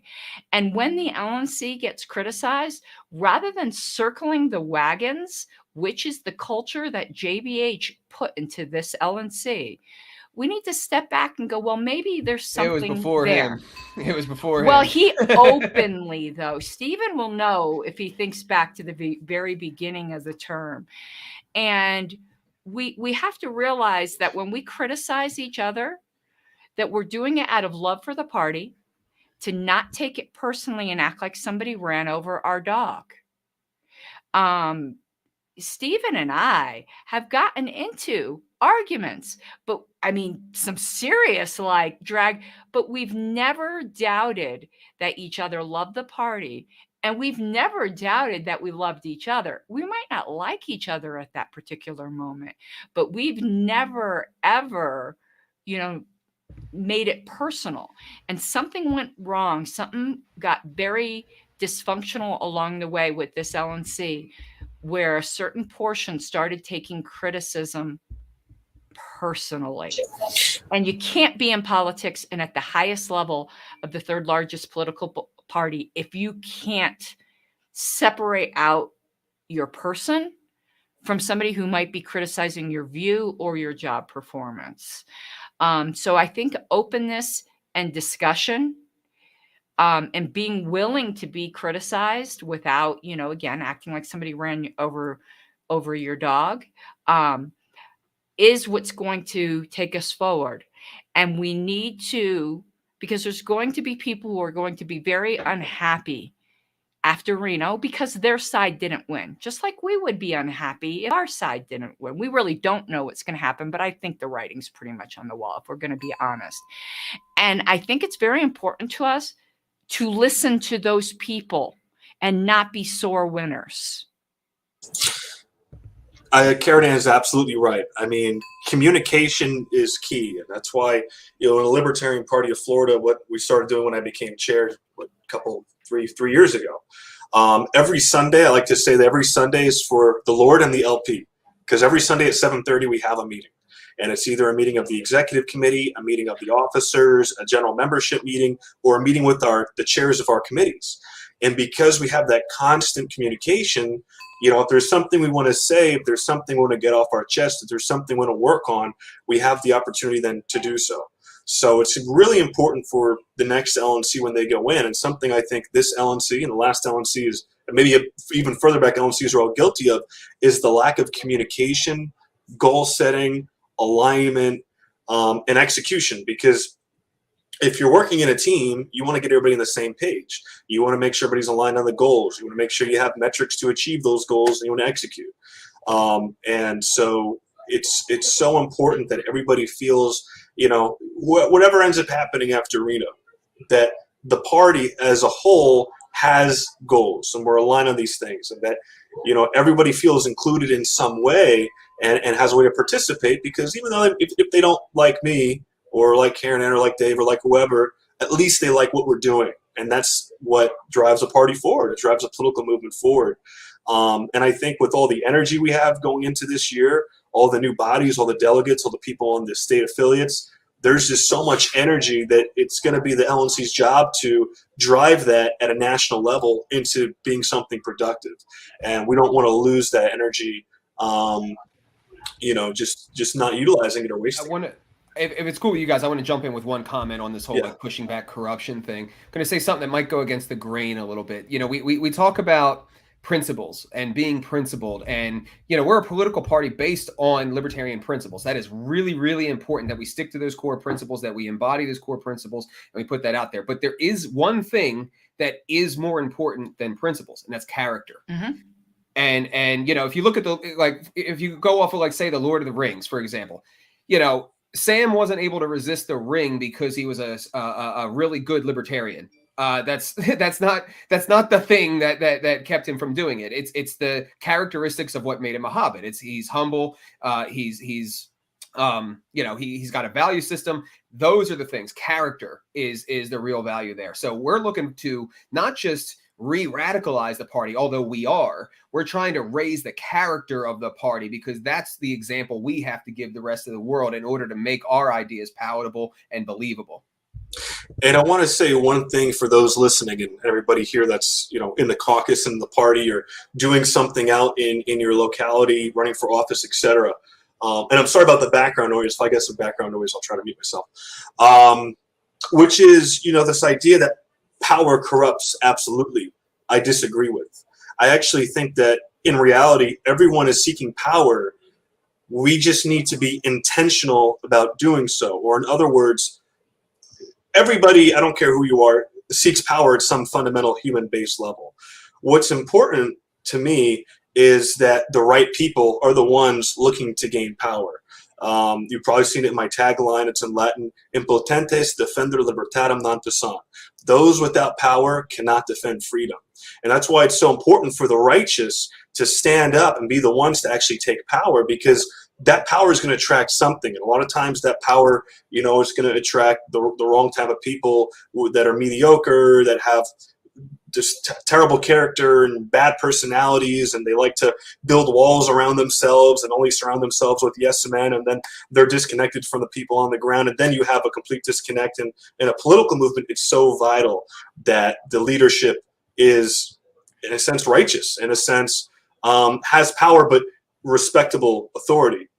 And so I would encourage everyone who's looking to how to get involved, that is of good character, to start seeking leadership positions, to start seeking local office, to start building your teams based upon that idea that power can be a good thing, as long as it's in the right hands.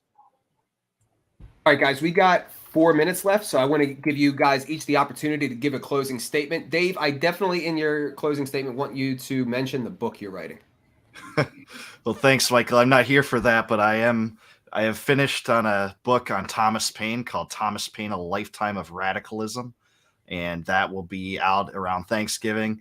Thanks for plugging that, but I really am interested in what is the future will hold for the LP, and it'll be with all 4 of you in some way, 3 of you on the executive committee, and 1 of you working in the leadership of the caucus. And I can't state how driven that I feel, knowing that the best messengers in the movement are behind us. The heroic Tom Woods, the colossal Dave Smith, that's an incredible messenger, the foremost foreign policy expert, Scott Horton, Michael Rectenwald, Jeff Dice, the list goes on. It really drives me to continue my work and to know that, what we're bringing to the table is worthy and it's valuable. And I want to share that with all of you. If you're going to Reno in Region 2, please consider voting for me. Reach out to me. I'll hear you out. Even if you don't agree with me on various ways I vote on the LNC, I will hear you out. So thanks for having us, and let the Reno reset commence. Before the other 2 go, I just want to give the audience one little factoid that I think is interesting, is this hyper white-pilled version of Dave Benner. He's been one of our organizers in Tennessee for a while, and I remember when we first got started, he was a little trepid. Well, I don't know if it's going to work out. I don't know if this, and now it's like, and he's, it's beaming off of him, the white pilledness. So better pastures, greener pastures now, Michael. Awesome. Go ahead, guys. Steve, you're up. Awesome. So just a quick little bit about me. I just want to say that I've been on the LNC for about 6 years now, serving side by side. I think Karen Ann's been as long as me. Florida State Chair, businessman. I run about 11 or 12 now restaurants, from fast food to full service. Been doing this stuff for a long time, and I look forward to your support in Reno. I look forward to serving side by side with these fine folks, and a future that we're going to have together to put the party in a more forward, positive, more authentic, and a more just a better direction. So I'm looking forward to it. I'm looking forward to seeing everybody there. I'm really excited. And I want to thank you all for being on the show tonight. Donate, help get delegates out to Reno, and be a part of the Reno Reset. Thank you. And then Den Mother Harlos. Oh boy, the amount of trouble that joke got me into is unreal. There's almost an unbroken line on that led to my removal. I'm going to just blame you guys. I want to refocus, because a lot of people have said, it's so easy to grow into the role of the perpetually aggrieved martyr. And how are you going to, move past that? Very easily. It's very tiring being the perpetually lathered up martyr. what my vision is and what my hope is to get back to my first love, why I ran. One of the reasons I ran up for the LNC to begin with, one obviously is to protect members and affiliates, but the other is party education and party history.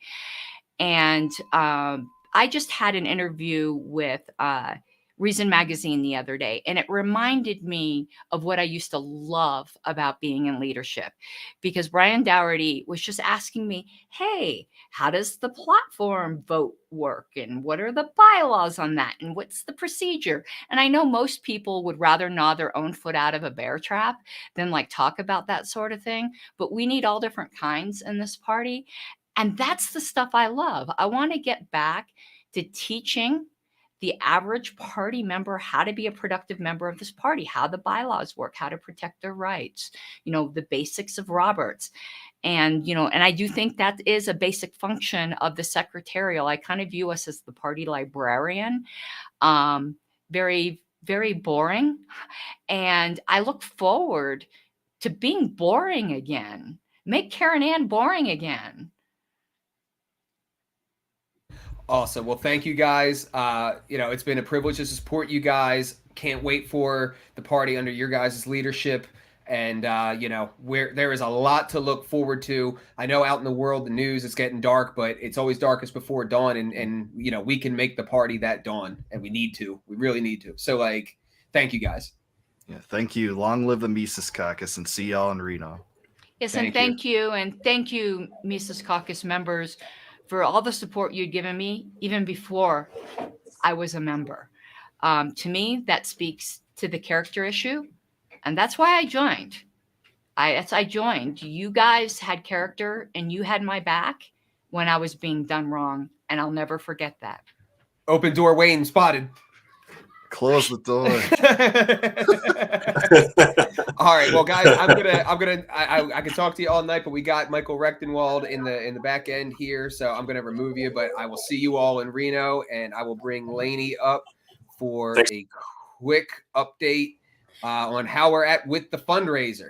Awesome. We are again killing it, Mike. It's so exciting to see all these donations come in. We've raised over $6,000 since we started this only 90 minutes ago, which is insane. And we're only $5,000 away from hitting that goal of $30,000, which would break a record to the best of my knowledge. So keep those donations rolling in. One more reminder, you can do that at lpmc.us/Reno Reset.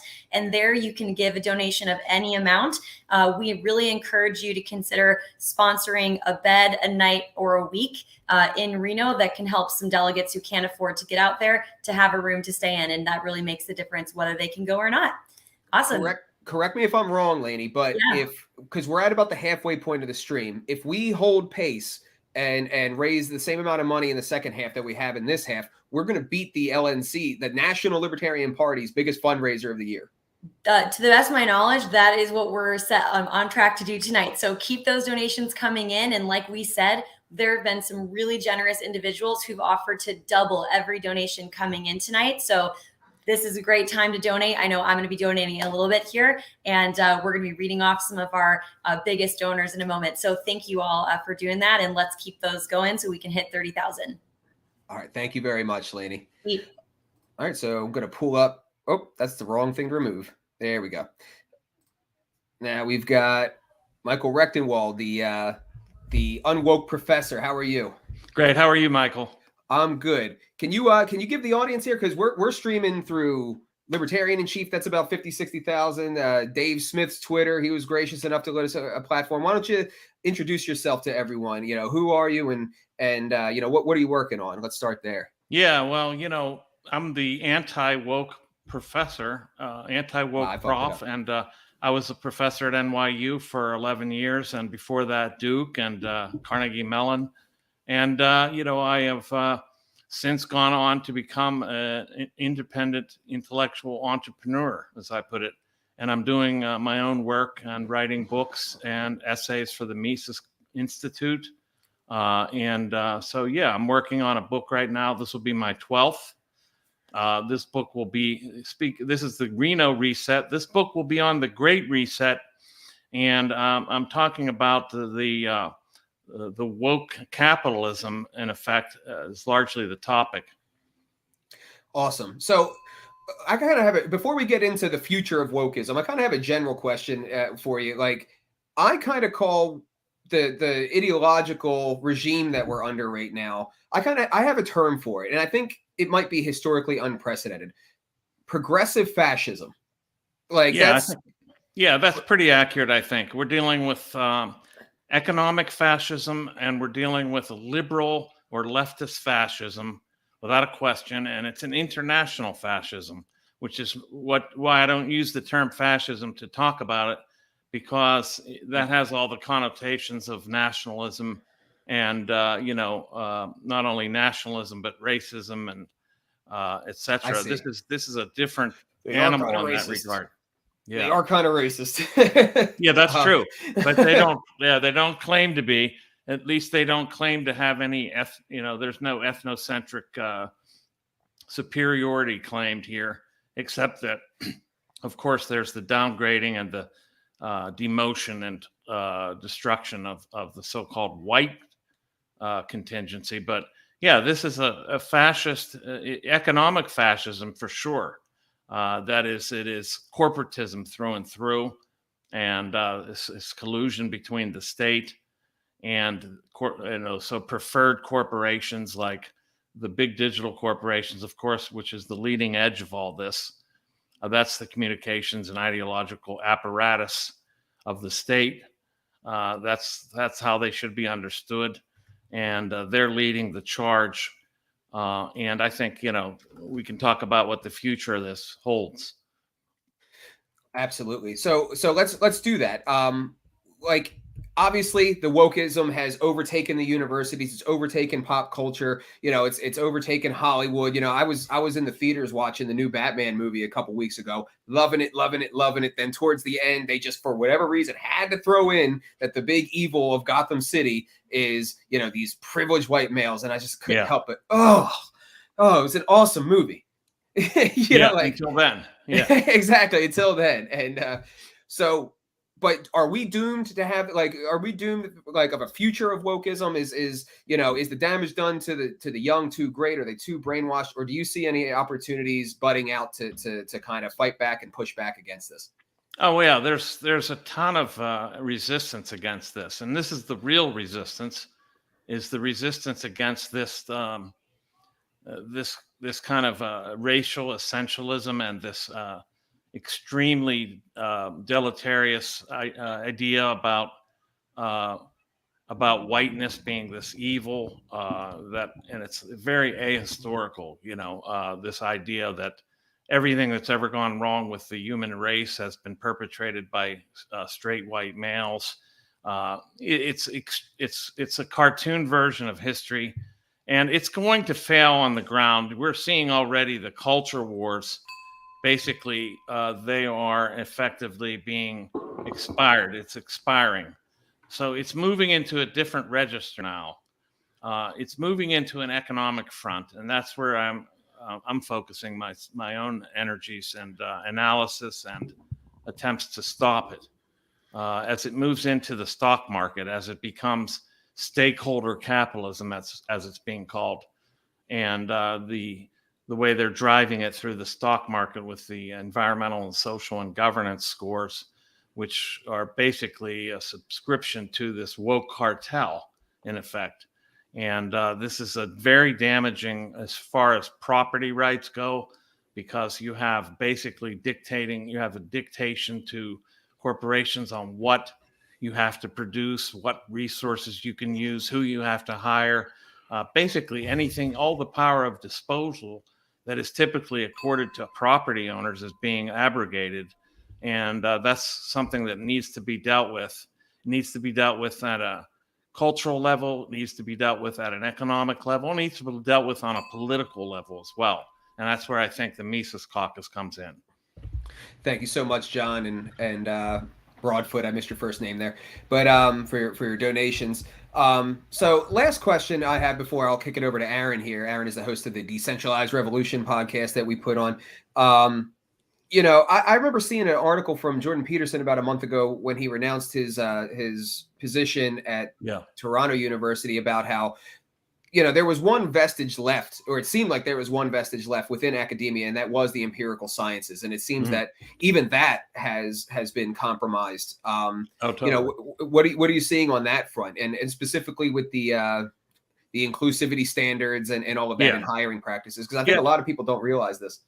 Right. I mean, even the empirical and theoretical sciences are actually being they're being threatened by diversity, equity, and inclusion.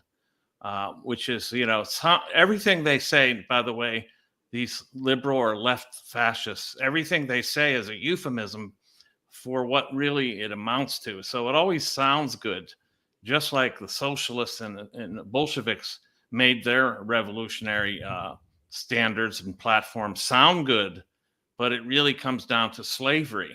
So they're really attacking the real basis of science and all fields, really, such that now, and instead of competence and ability, what's being promoted is simply identity. And this is devastating, not only for the culture at large and for our knowledge base and our trust in institutions of knowledge production, but furthermore for minorities themselves, because it puts their promotions in a bad light. It makes everything look like it's based on a kind of a kind of affirmative action on steroids. So it is not good for anybody.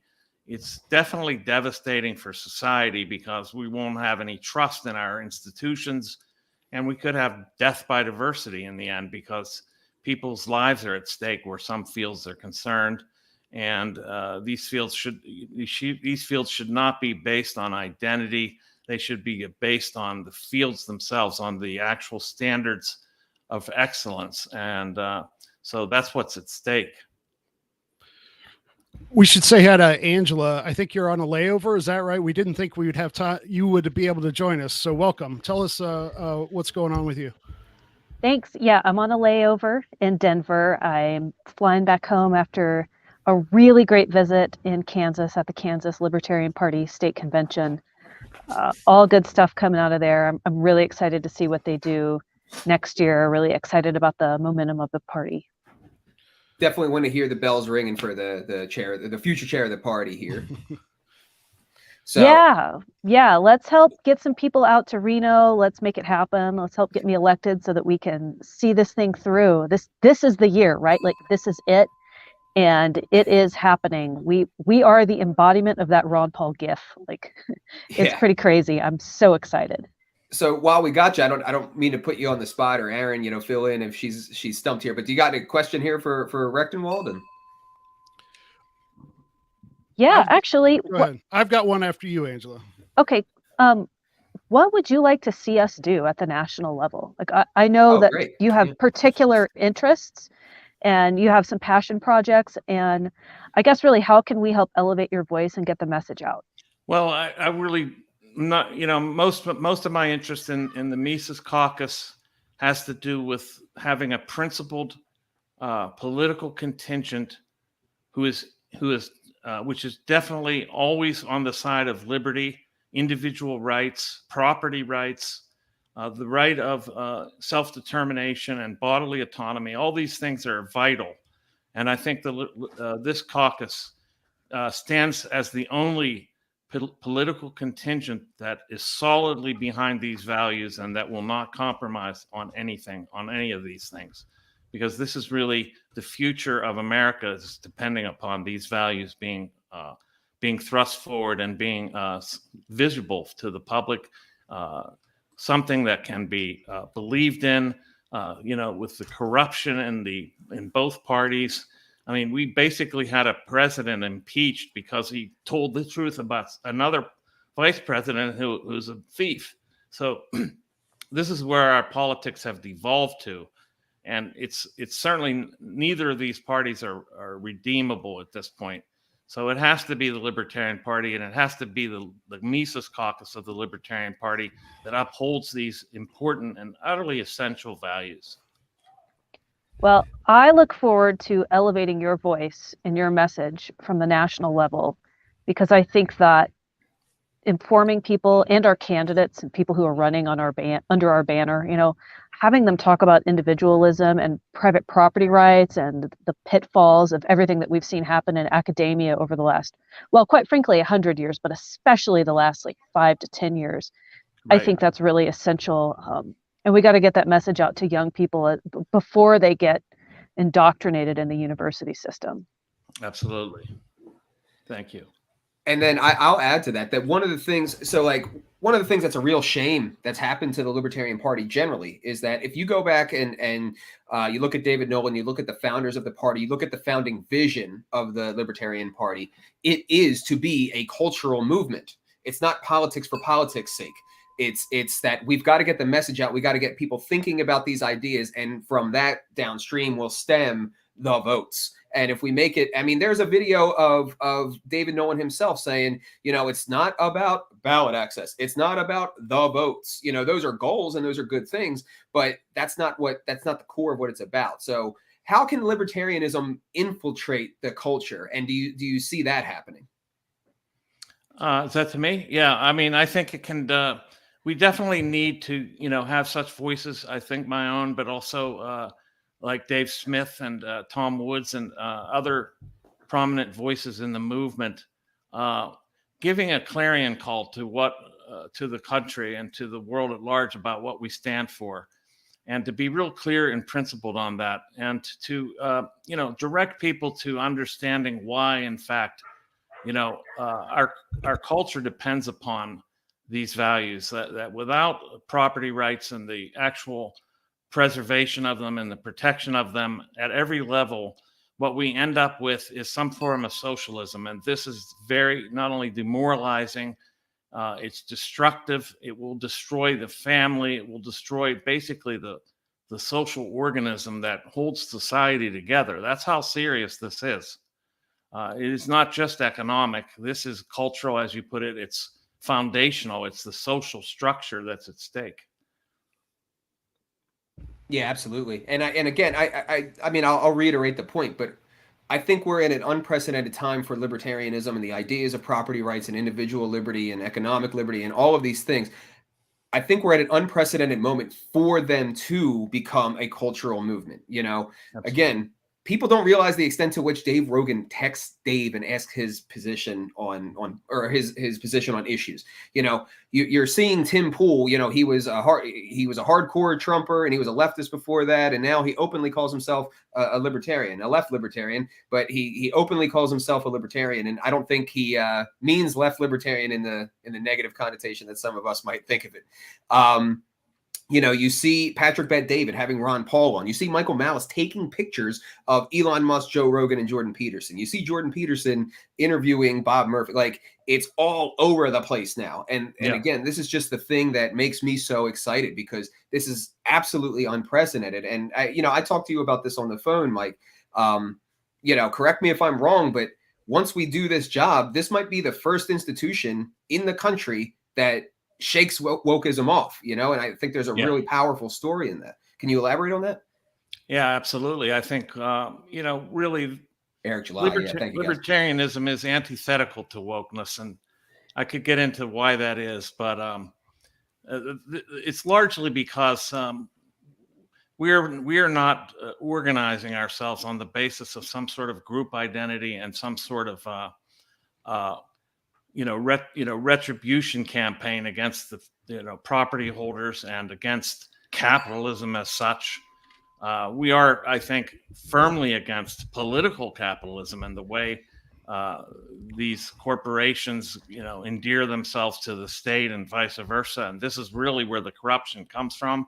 And this is also the basis of, I think, the whole left's disaffection with the system, as they would put it. And this needs to be made very clear that this is not what we propose, this is not what we stand for, and that we actually are the only force to break it up, because we understand the premises that are behind all this, and that wokeness is a corporatism. It's a way of favoring cartel members in the business community and also in politics and in our social lives as well. It's a way of canceling out non-abiding, non-woke, non-leftist orientations. And it's devastating socially, it's devastating economically, and politically, it's totally enervating. So, yeah, I think that's pretty much what I'd say about that.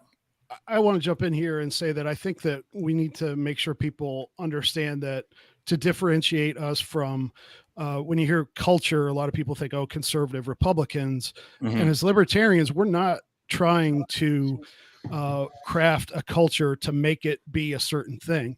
We want culture, society, family, all these different aspects of society to be left alone, to be what they are, as long as they are conducting themselves peacefully. And so we don't have a vision of, oh, like the conservatives, the boomers will say, they want the America of 1950. Some of that's nice, some of it's not. But as libertarians, we don't want the state to try to subsidize things that couldn't survive in the culture on their own. And we don't want the state to join with corporations and academia to do this. We're quite willing to let society evolve on its own without trying to make it something, because we realize we don't have the knowledge to do that right. We're fighting the people who have a specific vision and want to herd everyone into that. Absolutely. Yeah, we will be rejecting wokeism at the national level after I'm elected. And it's not because it's reactionaryism from the left. It's because wokeism is a state and, well, I guess cathedral, for lack of a better term, agenda that we're not kowtowing to. We're not going to be pressured by the state. We're not going to be pressured by corporatism. We're just going to be bold and principled libertarianism. And if that is controversial on its own, then we're going to lean into that controversy, and we're going to have self-esteem when we go forward with our message. And for anybody who's like feeling, oh, I don't know, we should be sensitive to the needs of people. Rejecting tyrannical wokeism is a very compassionate and courageous thing to do. And we're going to do that because so many people have been bullied and socially ostracized and crushed by it. And really what we're doing is we're carving out a space for them politically and saying, you're welcome here. I don't care what your sexual orientation is. I don't care what your whatever, like, we're libertarians and we don't expect you to do this, that, or the other because of, whatever you've got going on in your personal life. Let's just band together and celebrate, private property and Austrian economics and be politically literate and not worry about whatever, colors are on your t-shirt, things like that. Like, that stuff has no place in our party. Indeed, I think that's right, because I think it's very, if you really understand wokeism correctly, it's a totalitarian movement, and it is state-driven, and it is about total control. And as Aaron said, we're not trying to create a particular culture. We're not cultivating a particular idea of culture. Rather, it's about stopping the interventionism, stopping the state and even corporate interventionism into our society, and to have a space for civil society which is not politicized. To actually, to my way of thinking, libertarianism is largely anti-political in the sense that it doesn't want the politicization of every aspect of our lives. Absolutely. That is a point that Jeff Deist really harps on a lot, and it's true. The more that you politicize society, it's the more that you divide society, because that's what democracy does. It appeals to the lowest common denominator, makes them fight over power, and then hate each other for those two differences. I think that's my father. Thank you, Dad. But that's what it does. It just, by incentive, puts us against each other. And now we're mixing cultural differences in with political differences, which is basically throwing fuel on the fire of that division, to where people hate neighbors that they don't know. Like the days of well, the person that made the pencil, might have been somebody I hate. So, but I don't care because it's a market need, is like, they're trying to end those days, the kind of that purity that comes with the markets. And it's highly destructive. Yeah. Absolutely. And it's exhausting. It's just exhausting to constantly be litmus tested by everyone around you. And are you woke enough? Are you this enough? Did you give to this cause? It's just like, please let me just live my life.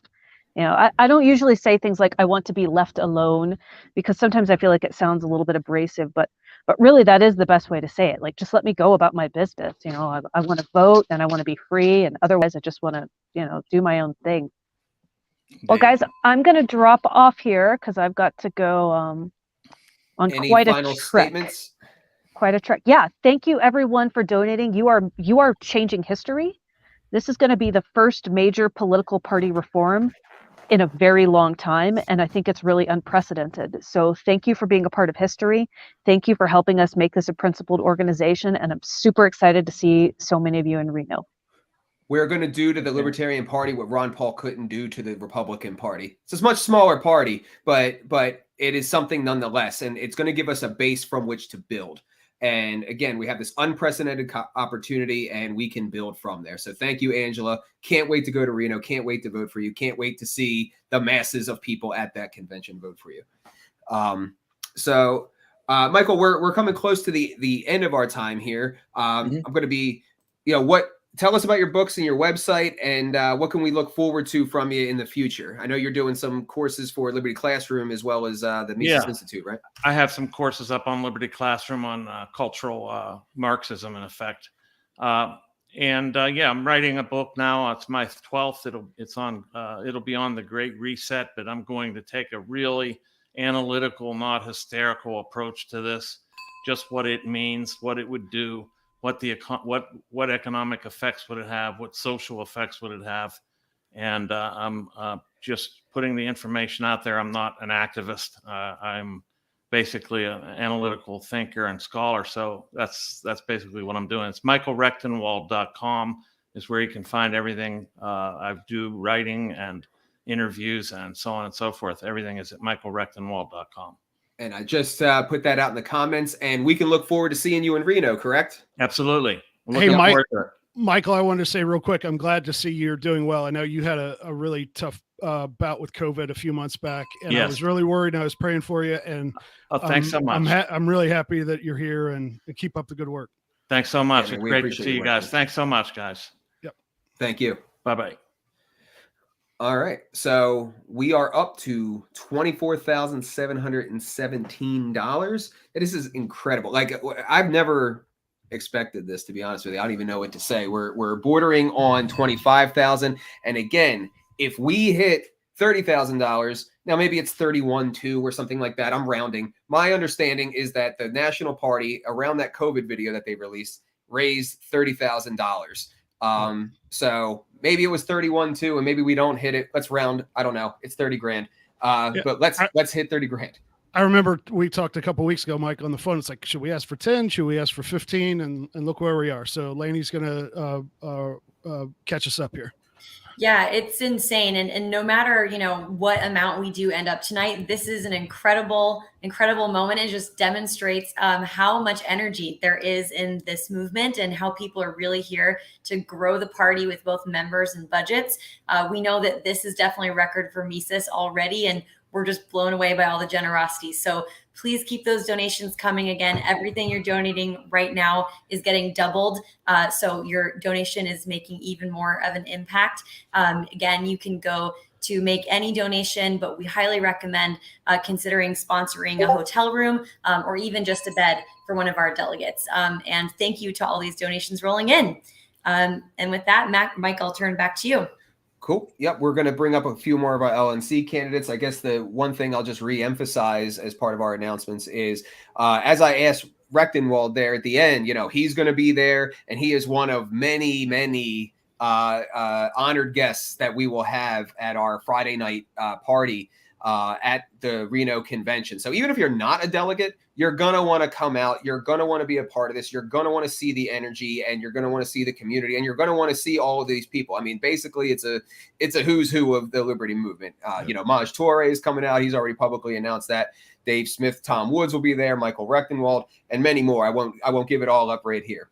Yeah, absolutely. And Mike, just to add to that, like you mentioned, we have a lot of amazing guests coming. For the people who donate in those top 70 donors, you're going to get to have this mystery VIP experience. We don't want to reveal what it is just yet and spoil that surprise, but it's going to be super fun, and you're going to be able to have a good time with some of those folks in Reno. And if you're not coming, you can still take advantage of it. We're also going to do a virtual one for anyone who's in that top 70 donors who's not going to be attending with us. So you can still take advantage of it.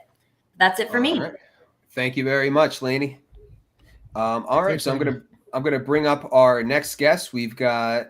Hey, Mike, I'm going to lurk in the background and post the comments and stuff, but I'll make more room on the screen for more interesting people here. So. All right, cool. Absolutely. So we've got with us Linnea Gabbard. Linnea is running for the LNC Region 7 representative position. We've got Michael Rufo. He's running for at-large with the red face because he just moved down to Florida not long ago. And then we have got Todd Hagopian, and a special thank you to Todd for letting us use his Twitter, Libertarian in Chief, to stream this out. Really appreciate it. Really glad you guys are here. Thank you. What's going on? How the hell is everybody? $24,000. I'm not gonna lie. I'm disappointed. Yeah, me too. Listen, I don't see why this can't touch 30, and I'm kind of looking forward to everybody pushing it to 30. Man, I really think that's what it's going to be. I mean, Todd, what do you think? Yeah, I mean, I think we're on pace for it, and I think we've got our big hitter coming up next. Not to take away from the big hitters run right now, but I think 30 is definitely reasonable. And we've got all night, so. Yeah.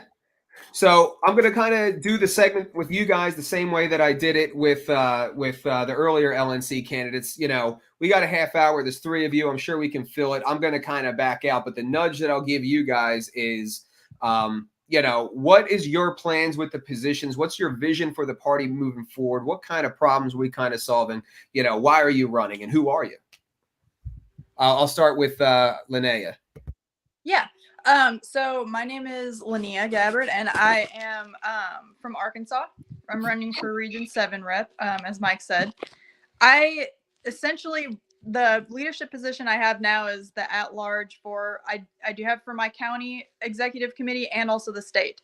So I've been doing a lot of representation to different districts and individuals for, a few years now. I think one of the biggest reasons that the regional position appealed to me is because I feel like we need stronger feedback between up and down. Like there's so many things that people need at the local level that I don't know that they're receiving as much from, the LNC. Like there's definitely a communication break. I want to strengthen that. And I also want to strengthen my region, underneath that.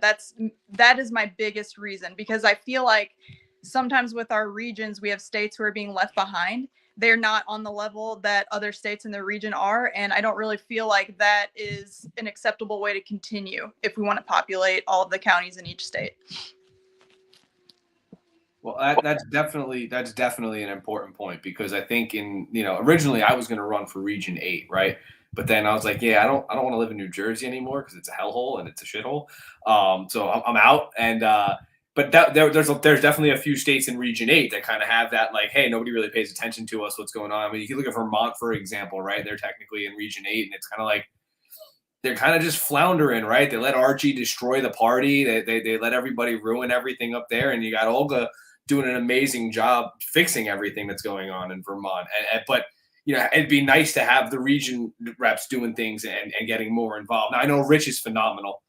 Rich Bowen, who's also running for at-large, and he's done a phenomenal job since taking the helm there. But prior to that, just think about it. Like the Region 8 rep was like part of like the collusion to ruin everything in New Hampshire, right? So that region rep thing for you to do that's the right reason in my view. So, but because I'm moved to Florida, I said, you know what, I can do at-large. Right. So for those that don't know, my name is Mike Rufo. I was a state board member in New Jersey for the last 5 years. And I was the South Jersey region rep. And then I was also the political affairs director for the last year and a half, which being in Jersey, not being able to get out and do things and talk to people and shake their hands, it made it a little bit more difficult. But nonetheless, it was what it was. And then I decided to move to Florida. But having been a regional rep and almost like an at-large rep, so to speak, in New Jersey, because it covered a third of the state, and people from all over the state would be reaching out to me, I figured, I can do at-large.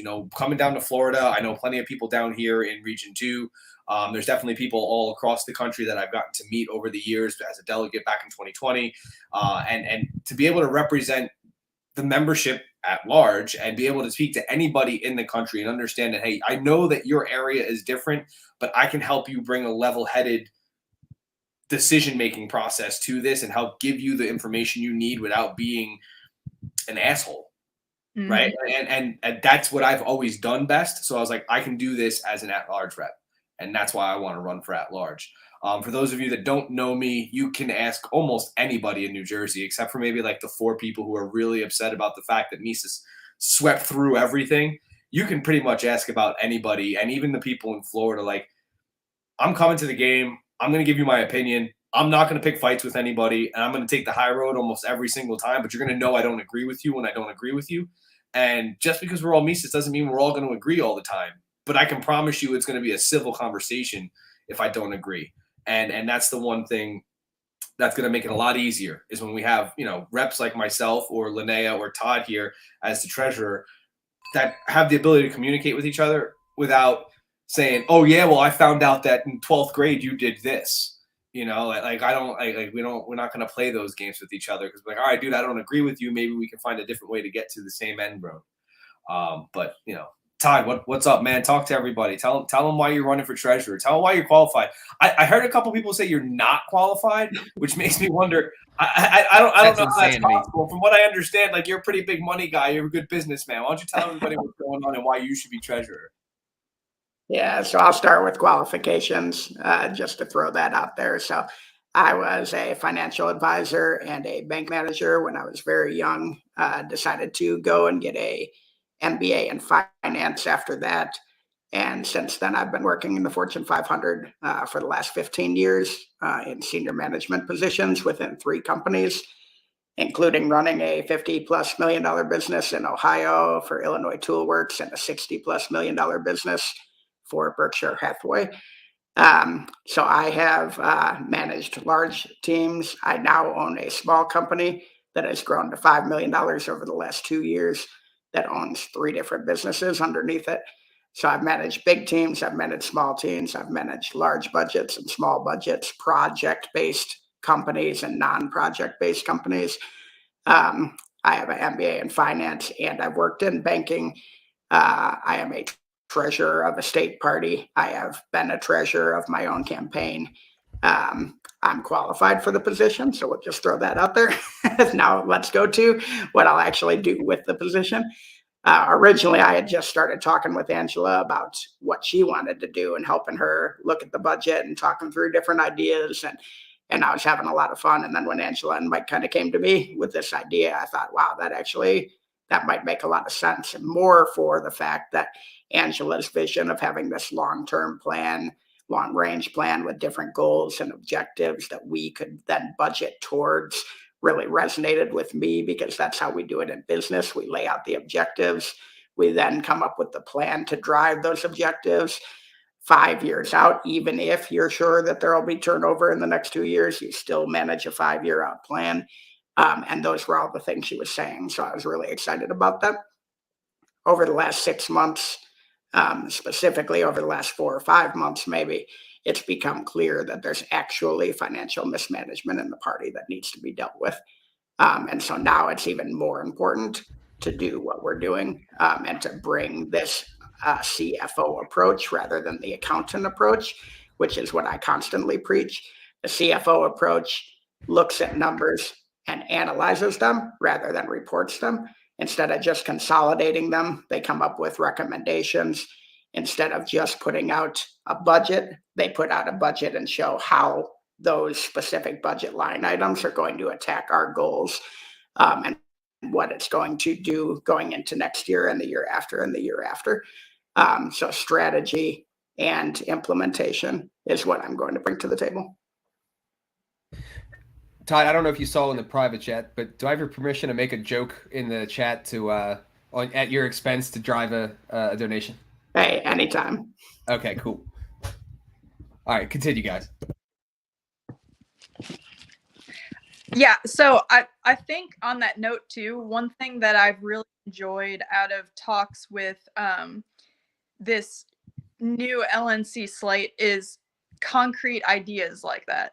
Like instead of hearing continually like we have like, you know, we need to operate, we need to the infighting or the you know, we need to do this and that better generally. We actually have concrete ideas. Like, and that's kind of what drives me, because I want objectives. And I think most people do too. I think one of the biggest things in the party I've seen is it's really hard to get people engaged because they don't know what they can offer, because we literally don't have any objectives for anybody. Like, I mean, you know, the most action that a lot of people see is emails from the Libertarian Party, but they're general. They fundraise, but we don't actually, you know, a lot of people don't know how to get involved. Everybody they have a ton of skills, but nobody knows how to add those. And so that's one thing that I'd really like us to see do. And I've actually seen a lot of people discussing ideas for that. So I appreciate that looking forward. You know, like if we can have goals 6 months out that are actually concrete, I think that'll bring a lot more to the table in the trust that everyone can have for us. And there it is. And it gets pulled up. There's a $75 donation across $25,000. I don't know if it was given to Todd's death metal voice or not, but in spirit it was. So let's drill into that. What are some of the specific goals? Because this is one of the big things that people, you know, we are on the inside where people don't realize the level of communication that we have with each other and how often our people are in touch with each other on pretty much a constant basis. And, you know, inside what Lene was just saying, yeah, we know that we've got concrete goals and what that looks like and what we want to do. There's a lot of people who are outside, though, who are like, well, you're going to take over and then what? Well, then what? Well, we're going to, go ahead. No, okay. Well, I mean, there's tons we could add on to, but just to, you know, bring to light something that I mentioned earlier is that like getting people involved, it starts with your county party. And one big thing I noticed as being an at-large is like no one knows how to run a county party.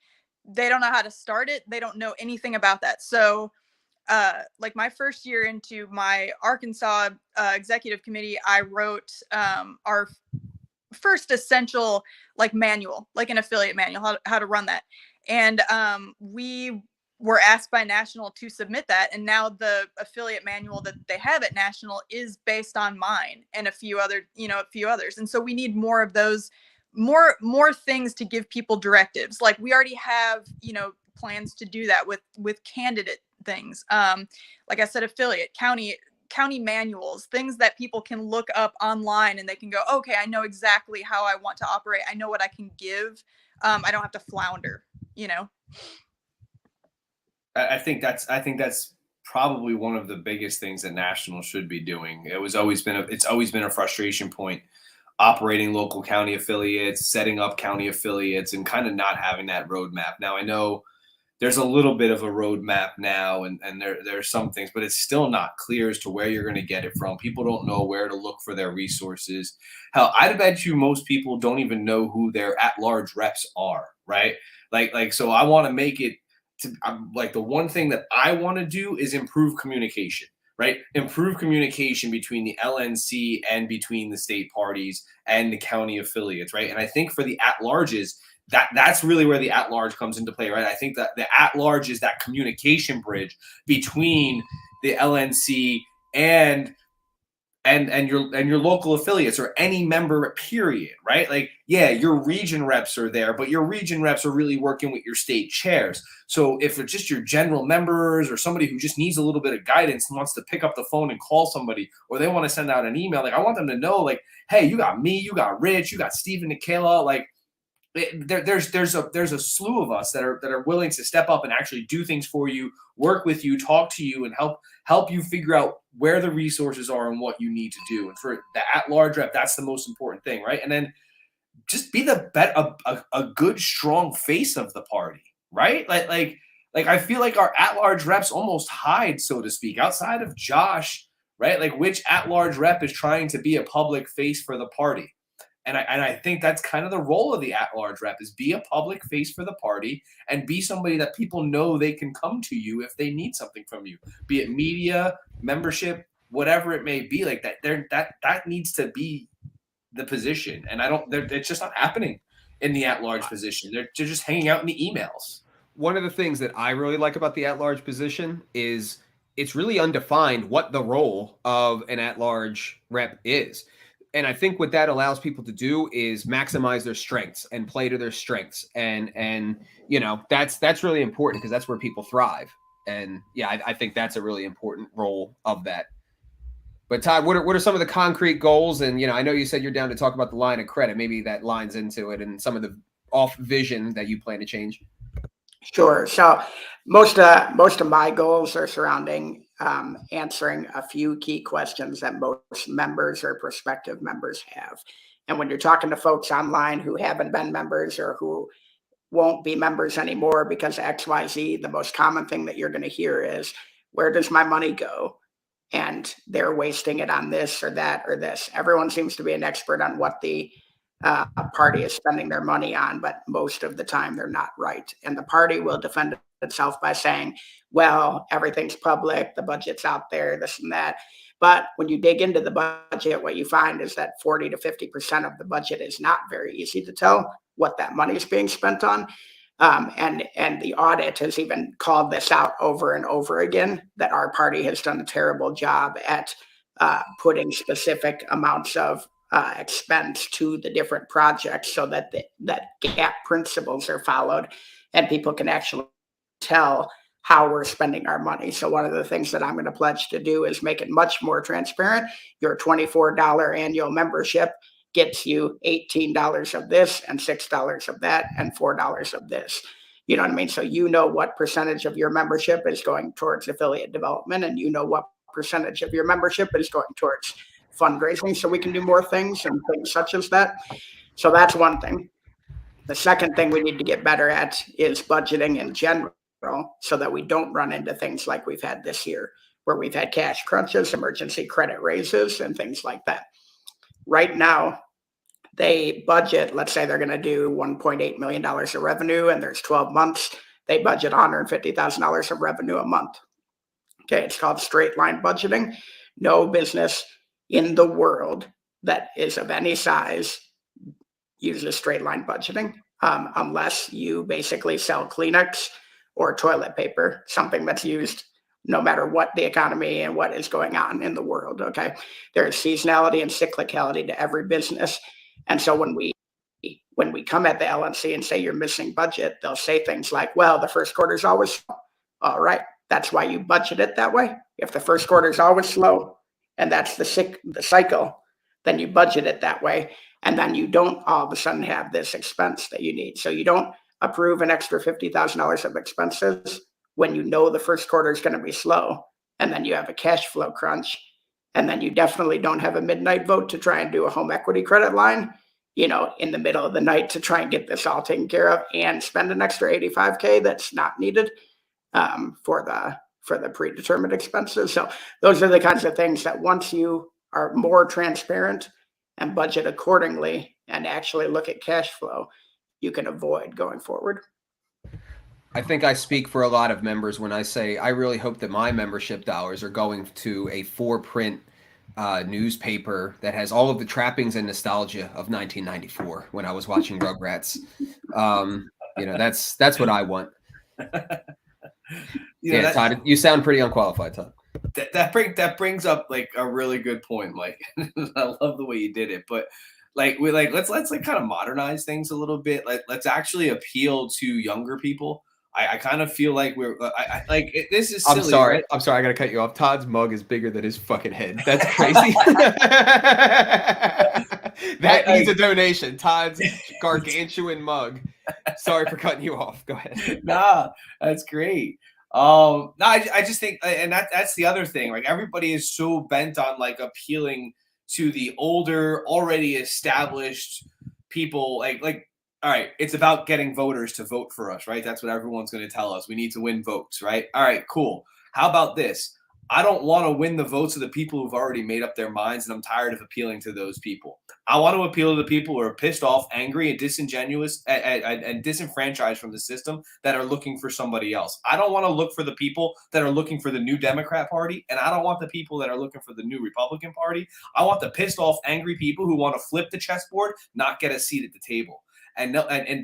But we're by not appealing to those people, which is what the LNC just doesn't do and what the messaging doesn't do at all. We're just leaving 60% of the voting population to just flounder on their own and letting them know, hey, we don't care about you either, where we could be focusing on them, increasing vote totals and winning that way. I don't think we need to appeal to Republicans or Democrats. Let's appeal to people who actually think like us. I think it's a great point. If you look at maybe the last 3 times that we've tried to raise money as a party or as a caucus, right? The ones I can think of are the mandate ad, this money bomb, and then there was recently a ballot access drive, right? Which didn't get as much play. But the ballot access drive basically marketed towards today's Libertarian Party, right? Those are the people who have donated for years. They understand ballot access. They were the ones that were donating to this ballot access drive, and I think they raised in the neighborhood of 10,000. I don't know where it ended up. It was at like 9 a day or 2 before the end. The mandate ad, which went after current libertarians, but also people who were pissed that the Libertarian Party had not messaged appropriately during this entire lockdown period, was able to raise $30,000. And now this, which is all about changing leadership to the Libertarian and getting more people involved and new people involved, is raising 30,000. The amount of libertarians that are outside the party versus the amount of libertarians that are inside the party is gigantic. And those are the people that we need, the small L libertarians who haven't wanted to be involved because they haven't gotten passionate about it, but need to see some new life in the party. That's who we need to be going after. And I think that's what we're doing in Reno. That's exactly. I'm sorry. Go ahead. Good. To speak to those kind of things, like the legacy media and the legacy things that we're doing in the party, like, I mean, for instance, that like the newsletter, I mean, it's like the antithesis of fundraising. Like it comes out, quarterly or what we like. If we had regular online newsletters, things would be timely. You could, people care more about things when they happen last week than we do 3-4 months ago.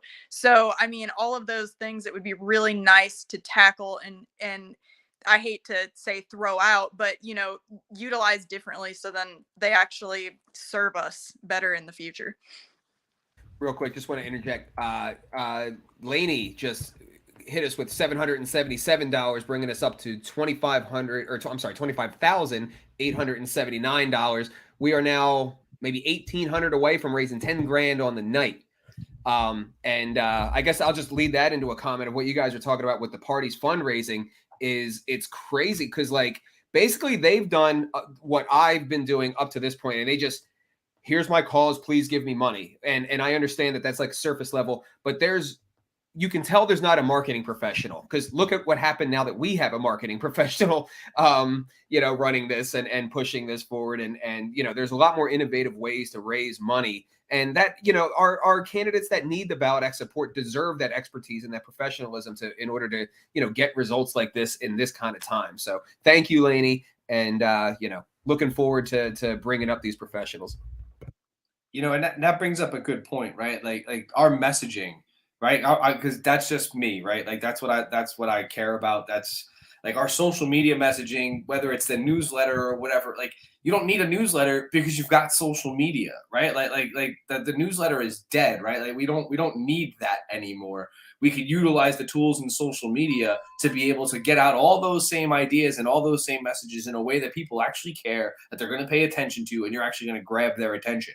I can't tell you the last time I've actually read a newsletter that came to my house, but I can tell you how many times I've watched a 30 second or 45 second video, right? But we don't utilize the technology. We're not using those things. And I know that's part of the plan on what we want to do as an LNC moving forward, is to get those technologies to be utilized in a much more efficient manner than they're being used now. So if you guys want to make sure that we can do that, though, the problem is, like, we haven't really hit that $10,000 mark for the day yet. So if somebody else wants to throw in some more change, you should probably do it right now. Because if you want that hardcore messaging, we just kick up another $500 just there, $400. $300 from Todd here. Actually, I didn't even see him move to hit the buttons. It was pretty nuts. And that put us over $26,000. Todd's given us his money. He's given us his Twitter. This dude is dedicated, man. Thank you. Listen, I'd love to see this thing hit 27,000 in the next 6 minutes, so that we can at least say we did a good job here on this video. But I don't know. I don't think any of you have it in you, right? Like you gotta, like, somebody's got to hit the button. Let's get like 5 people, put in $150 each, and let's get us up around that $27,000 number, so that we can tell Dave that we set it up for him nice and easy. We put the ball right on the tee for him to get to 30, right? We don't want him to think he actually did it, right? Like, because Dave, who's Dave? Like, what? He's nothing, right? Like, he's a nobody. Just some guy who goes on Fox News once in a while. I'll remind everybody that Scott Horton gave 777, and then heavyweight Stephen Kinsella gave $500. So, we'll see what Dave does. Well, listen, Laney, what's going to be the biggest challenge for you getting elected in Region 7? What do these guys need to know about supporting you? Because I know delegate wise, that's like, I think that's one of our toughest areas, isn't it? Yeah. So the good thing about don't tell them demographic data, dummy. No, I'm just saying, like, I just know certain people in that area, and I know. No harm, no foul, right? I gotta feel that's a part of the country where we got a lot of haters. The good thing about it is I've built up a pretty good rapport over the years in general, just doing the party work Aaron Adams and I have worked together great in the past. She spoke good words toward me whenever I was in Oklahoma. The majority of probably Louisiana and Texas is just me going to build relationships with them. We actually have a pretty great region. For all that anyone says, we work together well. Leadership's been pretty good as far as relationships go. So I'm not really that worried about it. I'm just going to go on merits that I've built. I'm going to, try to garner the respect and trust, and I think we'll be fine. How about this? What are the states in your region so these guys know what friends they need to hit to tell to vote for you? So it's actually a little weird because I don't know what's confirmed, but at the convention, it's going to be changing. I may be losing like 2 states. So confirmed, right now we've got Louisiana. I think Alabama is leaving, to my knowledge. And then Mississippi kind of was never a part of our region. So that's, even though they're in our area. So then Texas, Oklahoma, and Arkansas. So Texas, Oklahoma, Arkansas, and Louisiana. So if you got friends in any of those states and they're going to be delegates, just start telling them about Linnea so that she can get the votes that she needs to be in Region 7. And Linnea has nobody running against her, and she also has the support of the current LNC Region 7 representative. So make sure everybody knows in those states. At large is one thing, treasurer is another thing, right? We get the whole pool of people voting for us. But specifically, when we have our region reps on these things, we want to make sure that you guys are focusing on where they actually are and which one of your friends need to support them. So just make sure that message is out there, because most importantly, they need to be there the day of the vote, right? Like they got to show up for their region caucus. So make sure they're showing up for their regional caucuses and they're doing what they have to do if they're going to Reno. Yeah, absolutely. All right, guys. Well, we have just a few minutes left here. Do any you guys all want to give kind of final statements, parting words? Yeah, listen, go for it. There you go. Yeah. No, but I just I do appreciate this is really cool to me because the caucus is actually what drew me into the party. I mean, I knew it existed, but like the sheer endurance that we've had, that's very impressive. Like if that's not anything to ride off of, I don't know what is. Like to be able to just have a few people at the beginning, like Mike, and then you this through no matter how hard that it's been, that's very impressive. And I can only imagine what that's going to do in the future. So, support us, and that's what we're going to do is carry the baton. So I say Chad Lemoyne just gave, glad to have you here, Chad. Hotep and Build, thank you. And then Linnea, am I saying it wrong? Is that what that last donation was trying to say? Is it Linnea? I've been doing this for probably a year and a half now, and you never said anything. No, so it's most of the time I'll try to correct, but I don't. It's Linnea, but Linnea. Oops. We're in front of like thousands of people right now. Could have told us. Jesus. Hey, listen, I'm not blushing. It's 100 degrees in my house, and my wife refuses to turn down the AC. It's the one flaw of moving to Florida is that it's hot as hell. And my wife won't let me put the AC below 76 because she's Filipino, and it's got to be like tropical in the house all the time. So I'm doing my best with the ceiling fan here, guys. All right? I'm trying, okay? Any parting words, Todd, the unqualified expert on finance? I would just say, just in general, I think as you've seen throughout the night tonight and seen throughout the interviews over the last few weeks, this is a serious list of candidates, a serious slate that Michael has put together. We all have specific strengths for the position that we're running on. We've built networks. We're ready to go. We're ready to work together as a team. We're ready to work with the hidden, that aren't on the slate. This is going to be a caucus, a slate that gets stuff done throughout the next 2 years, and I'm just excited to be a part of it. Thank you, guys. And one other thing I hope people see is kind of, between this stream that we just had and like the one earlier with the other LNC candidates, and even just with, Rectenwald and Scott, is that people can see the camaraderie. And I think there's something that we, the Mises Caucus, have that the Libertarian Party has not had for quite some time, that the Ron Paul revolution had. And that really is a culture and a community of people who are driven together. And that's the thing that bonds us and drives us forward. And that is what it's going to take if libertarianism and the LP is going to succeed. It's kind of been really something that I've realized in the past year or so, watching this unfold this way, is that, whether it's the LP, whether it's the GOP, whether it's the agorist strategy, or whatever the hell it's going to be, nothing is going to work without a community of people that actually give a shit about each other and enjoy working together, and music. But without those things, like, nothing is going to work. And we have that, and it's really valuable. So again, thank you, guys. Thank you. Thank you. This was fun. Glad you guys could do it. Let's keep raising the money, though, guys. Hell yeah. We need the bells. So I'm going to bring Laney up. I'm going to have to remove you and your hat, Rufo, and your glasses, Linnea. And I'm going to bring Laney up for one last update before we bring Dave on. Amazing. Yes, this just keeps getting better and better. And during that last 30-minute segment, we did break another record. You heard me mention at the beginning of the stream that we raised more in a single day in Mises history on Friday, and we just passed that threshold. So in a single day, we've raised over $10,500, and things are still coming in. So again, we've got an amazing guest coming up.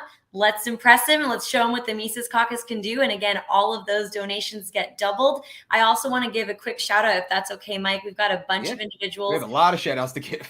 We do, yes, to all the people who donated $777, which is quite a big donation. So thank you to all the people who generously did that. I'm going to read off a couple of the names here. Michael Crump, Clint Puller, Whitney Davis, Craig Strackman, Matthew Losby, and Scott Horton, the man, the legend himself. So if you want to be one of those donors, that'd be great.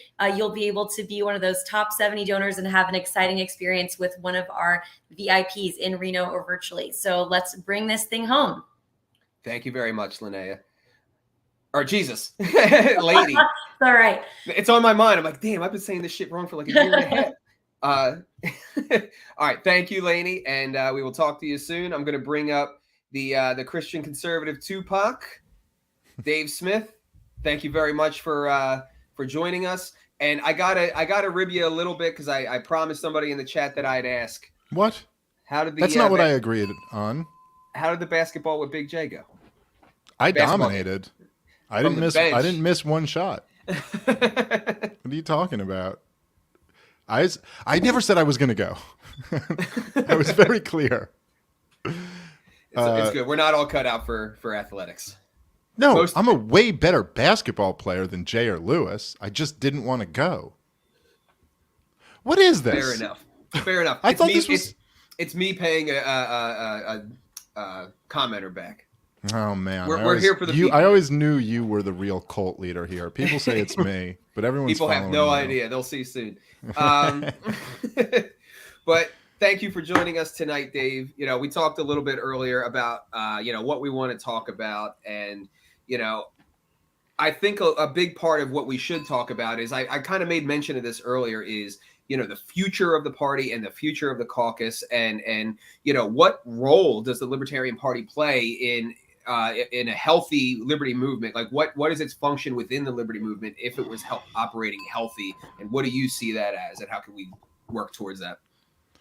Well, I mean, at the very least, right? I mean, this is like there's a lot of like opportunities and options in today's landscape, but at the absolute bare minimum, right? Like you would think that what the Libertarian Party would be here to do would be to let people know what a libertarian is and what our position is, you know, like at the very least.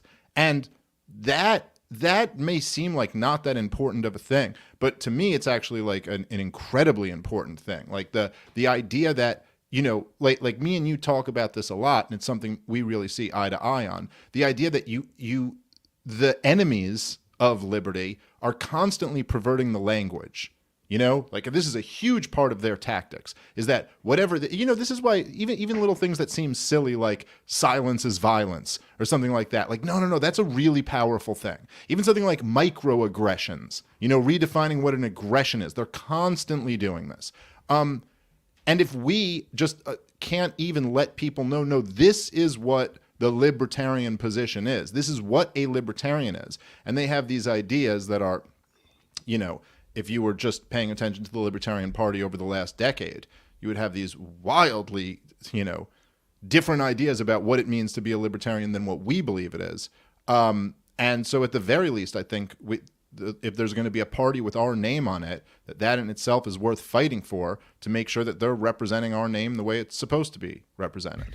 Yeah, and you know, that brings me to a point, because even in some of our libertarian circles, you know, I've seen, I mean, they probably wouldn't call it this, but I see a resignation almost. Like, you know, I see some people in libertarian circles who are like, well, you know, maybe the word libertarian has outlived its usefulness.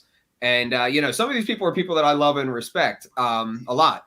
And but I don't know, man, I just find that to be crazy, because like if we understand that we're going to have to be a cultural movement to progress forward, well, one of the mainstays of culture is language, you know, and we have one very little linguistic domain from which we can stand and build our base. And that's got to be the thing that we drive forward into the culture. And I think maintaining who we are and what we are with that title, because a title is, naming something is the thing that makes it real, you know, and that's how we're going to have to take that linguistic domain, build on it, and drive forward. And you're on the cutting edge of that. Yeah. And look, I'll say that there's been some of the people, and these are people who I have, you know, tremendous respect for. I know there's some of the people that you're thinking about in when you just said that, but I don't think there's anything I don't think there's anything wrong with naming them, because they've said this publicly. And as I said, I have tremendous respect for these people. But look, Jeff Deist and Hans Hermann Hoppe have both not necessarily said that we should abandon the term libertarian, but certainly questioned whether this term has outlived its usefulness. Is it getting to a point where it's so meaningless, like the term liberal, you know, became? Is it getting to that point where maybe we just shouldn't even use this anymore? And to me, I just look at this and go, wait a minute, hold on. Are we going to pretend that the Ron Paul revolution didn't just happen? Like that we didn't just see the one time, and this is kind of, I think, right at the heart of our project here, right? Is that, look, if you think about from our perspective, like the best of what it is to be a libertarian, like that real libertarian shit, who has ever stood on a stage in front of millions of people and really expressed it? Who? One guy. I would argue in the way that he did it, Ron did it, but I think you could also make a case. She's not libertarian per se, but Ayn Rand, Milton Friedman, like they got a lot of mainstream spotlight. But yes, Ron stands alone. Well, look, even Milton Friedman, the truth is, was not like of the libertarian shit that we're talking about. Correct. You know, Ayn Rand, yes. Okay, so let me rephrase. In the last 40 years, who's in our lifetimes, yeah. Right. You know, like in since we've been alive, honestly. I mean, okay, maybe I don't know when Ayn Rand on Donahue was in, I think, the 70s, right? But okay, I'll grant you that. Since then, who's done it? It's Ron Paul. He's the guy. Well, look, so you have Ron Paul. He gets up there. He's the one time that there's a candidate who's really representing, I mean, I'm talking about hardcore libertarian principles to the masses in a serious way with someone who really knows their stuff. You know what I mean? Not like some of the goofy kind of radical, you know, candidates that unfortunately, you know, our party has been too accustomed to running. And when he does this, it generates enormous interest. Millions of people are converted. You know, tens of millions of people are interested. The entire Republican Party was influenced by this. I mean, they freaking became rhetorically the anti-war party after this. Not, you know, they don't govern that way, but still, that's something. You know, their base cheers now when you say end all the wars. People got interested in monetary policy. It was this huge phenomenon. Now, I know there's a lot of people out there who get frustrated and say, yeah, but it didn't work. Everything wasn't solved. And it's like, yeah, well, this was step one. This was like the first time it had ever been done. And then in 2012, it was way bigger than it was in 2008. And now I look around and I go, well, look, every time I go on big platforms, you know, we generate a tremendous positive response. You know, me and you go on Tim Pool and we're talking to millions of people, overwhelmingly positive reaction. I go on Rogan, I'm talking to tens of millions of people, overwhelmingly positive reaction. All these different platforms. And it's like, why would I be abandoning this word instead of reclaiming it? Like, you know, when Rothbard in the 90s, like in 90 and 91, when Rothbard left the Libertarian Party and started identifying as a paleo-libertarian, you know, if you go back and read those pieces, part of what he said was like, we're completely outnumbered here. You know, they wanted a term that kind of differentiated them from the kind of libertines who were watering down the idea of libertarianism and associating it with all of this kind of like nihilism and degeneracy and all of this stuff. And he was like, well, look, we're a minority. We're a small minority here. So we're just going to call ourselves a different thing and go try to influence a different group of people. But like, why should we do that now when we're the overwhelming majority? And I don't just mean that we're the majority in the Libertarian Party, which we are now, but if you take all of the Ron Paulian libertarians who aren't in the party and include the Mises Caucus with that, we're like it's like they're a little speck and we're a sea around them. Why would I let why would we cede our word, Rothbard's word and Ron Paul's word, to a group of people who we have way better arguments than, way more numbers than, way more influence than? It just seems to me like, no, this is the time to fight for this and take and really take, you know, the steering wheel, which is what we're about to do.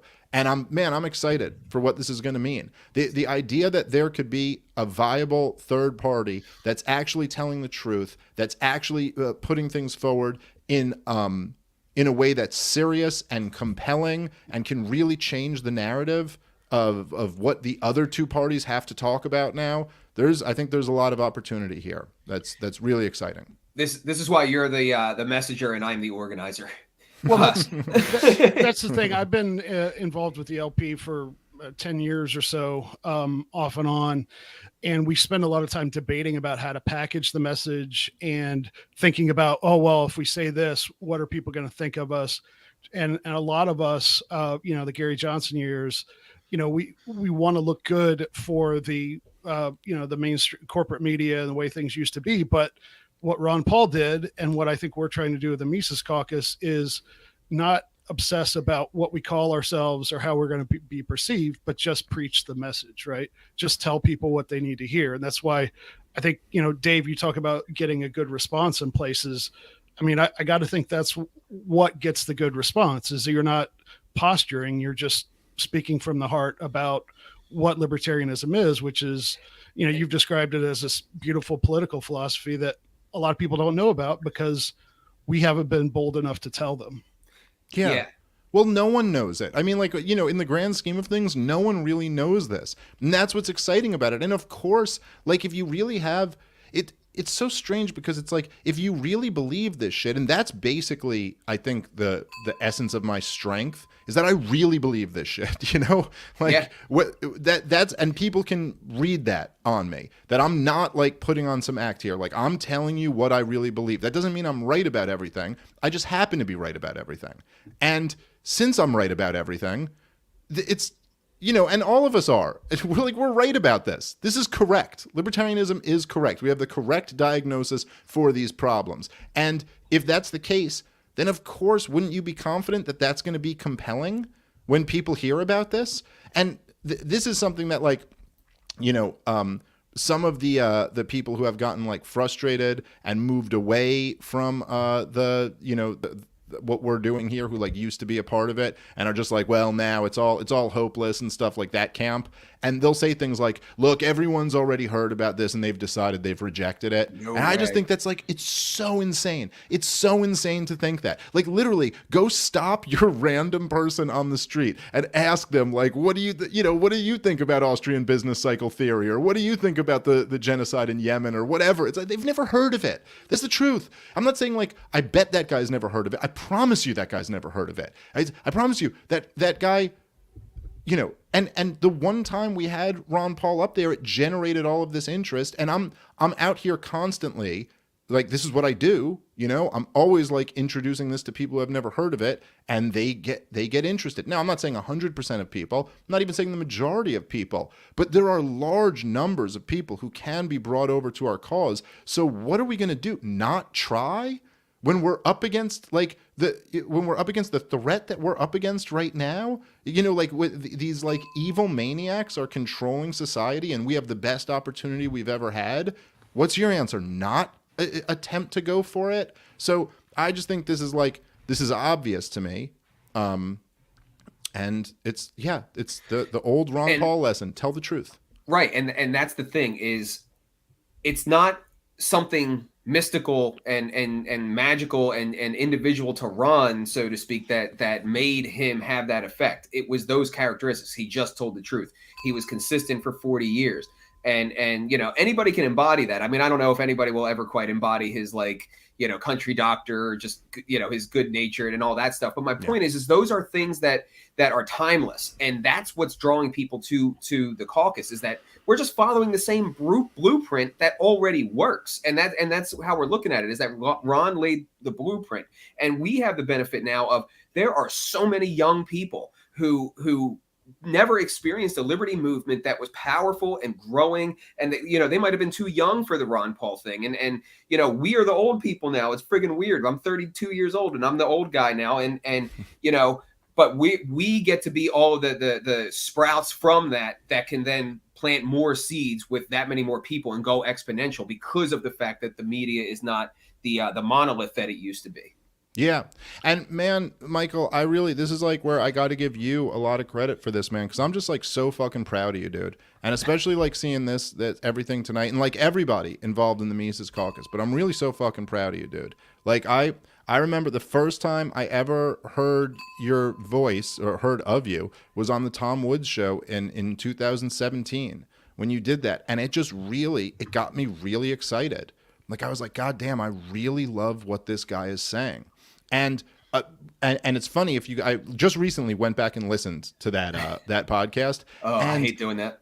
Well, no, but it was cool, man, because it was like going back to like, oh yeah, well, how did I get like so into this whole Mises Caucus thing? And by the way, there was nothing. There was almost nothing. I think there was one point in the interview where Tom asked you, he was like, well, the current chair really kind of sucks or something, and you were like, yeah, it's not good. But the whole thing was just about. It wasn't about like any of the fucking enemies, the loser brigade, anything like that. It was all just about what your positive vision was for what the Libertarian Party should be and how it should be the continuation of the Ron Paul revolution. And it shouldn't look like Bill Weld. It should look like Ron Paul and all of this. And I heard that and I was just like, man, I just love what this guy has to say. And then I had you on my podcast and I loved what you had to say there. And I still didn't join for like another year or something. But then a year later in 2018, I joined. And then I didn't really get as active until like 2019. And then really after the 2020 election, I was like, okay, I'm doubling down and we're really doing shit here. But it's incredible what you've created here, man. I'm sorry to cut you off. I'm praising you. This is the part you let me go. No, that's exactly where to cut you off. Thomas Fitzsimmons for $420. So we're now at $28,220. And again, if we hit $30,000 here tonight, Dave, you saw that ad that the party had put out, that promo video for like the COVID regime, and they did a fundraiser off that. They hit something like 30 grand. It might have been 32. I don't know, but we're calling it 30. And we're going to beat the National Party's biggest fundraiser of the year if we raise just $1,800 more dollars. In a much shorter period of time. Since Friday. Yeah. Well, let me just finish praising you on this, because I'll tell you that like I really number one, I would say that one of the things that got me so excited about what you were saying when I first heard you back on the Tom Woods show was that I was kind of in this weird position where I was brought in the Ron Paul movement, and it was such an exciting time for people who like remember back then. It was incredible. So I was brought in then, but I wasn't like anybody. I was just some guy. I just started doing stand-up comedy, and I was just like, oh, okay, I love these ideas, and I'm obsessively reading about them. And then like around 2012, I started doing Part of the Problem. And then Ron Paul retired from Congress the following year, and then it was like and then I started like building an audience as the Ron Paul thing started dying out. And as I was getting like a bigger audience, it was almost like the movement had completely like settled down, and I was like, so now I'm bigger, but the movement is way smaller. And I was always rooting for the Ron Paul part 2. Like, when are we going to have our next libertarian moment? And dude, you really created that. And like, you deserve a lot of credit for this. That one of the criticisms that gets leveled at you and the Mises Caucus from the critics in the Libertarian Party is that there aren't regular elections for who's the chair of the Mises Caucus. Like, they go, Michael Heiss, he's the chair for life or whatever, and how are you going to vote him out or something? Which totally makes sense if you're a democratic socialist. Like, that completely makes sense that would be your criticism of the Mises Caucus. If you're a libertarian, it doesn't make any sense at all. But the truth is that it's almost like you have to explain market forces to these people, which you wouldn't think you'd have to explain to libertarians. But the reason why you have this position is because we all believe in you and love you. And like, that's why, like, and like, look, dude, it's the same thing I have. Everyone could stop listening to me tomorrow, and I have nothing. I have no power over them. I wasn't elected to this fucking position of biggest libertarian podcaster, but I just have to keep convincing them that this is worth listening to because they want to hear what I have to say. And you've really done an amazing job. I mean, look at this, dude. This is incredible. We're about to go take control of this party, and we're fucking. What was the goal that you set out to raise here? 30.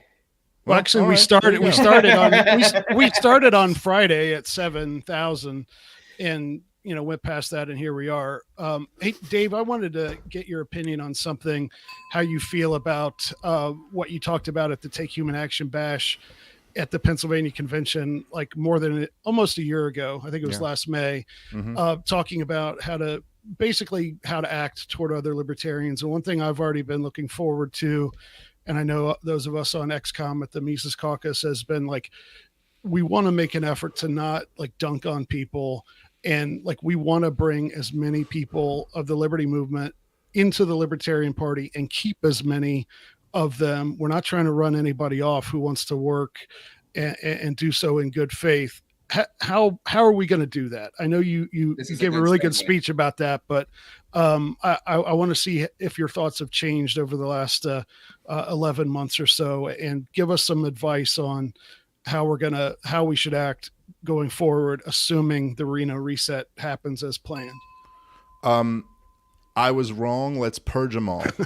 Let's get them all out. No, look, Dave, this is live. Dave, this is live. We're live. This is live. Yeah. This whole thing is live. Yeah. Even when I was complimenting Heiss, people can hear that. Yeah. I thought we were having a private Zoom call. All right. Well, no, look, I mean, I think that there are, like, I agree. I still feel the same way that I felt back then. I do think that what you said is an important caveat. I think it's people who are here to work. you know, and people who are really like there are a small handful of people who, yeah, we'd probably just be better off without, but they're going to leave on their own anyway. And then they're just going to keep bitching and moaning from the sidelines. And I think the best thing to do there is to just ignore those people. And they don't matter anyway. The same way let me wade into that.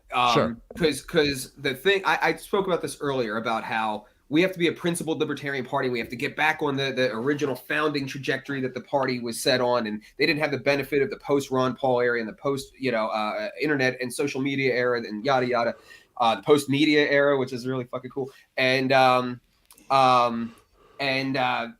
but the other thing, there's something that we need more than principle. We absolutely need principle. I'm not trying to make light of that, but we need character. Because that's the thing that made the friggin' Ron Paul thing so nuts is the character. Oh yeah, of course. And so, but and that's what we have to do. Now, I'm not going to tell people not to do anything. That's not going to work. The way I like, don't celebrate and all that kind of stuff. What I'm going to say is do your touchdown dance, but then there really is, the party really is made up of more than Mises and Sarwarks. There really is a group of people out there that have been here for say 10, 20, plus years who have just been getting the signatures and they just want people on the friggin' ballot and they just want to see the party do good work and they just want people to help them and all this shit. And, it's very important to me that we show them that, we're okay. Yes, we are taking a different strategic track. Yeah. We're shifting trajectory a little bit, but that vision includes you. Now, if you're a snake and you're here to drag everybody down and you're here to make this a clown show and you do that, fuck you. But then everybody else, we want to work with you. And that's how we've always been. And the people who are on the ground in the States know this. Yeah. And so just to kind of answer Aaron's question, like first, it's like the way you do it, I almost think is like the same way that I was saying that like Heiss brought me into this movement in the same way that I maintain my audience is you start demonstrating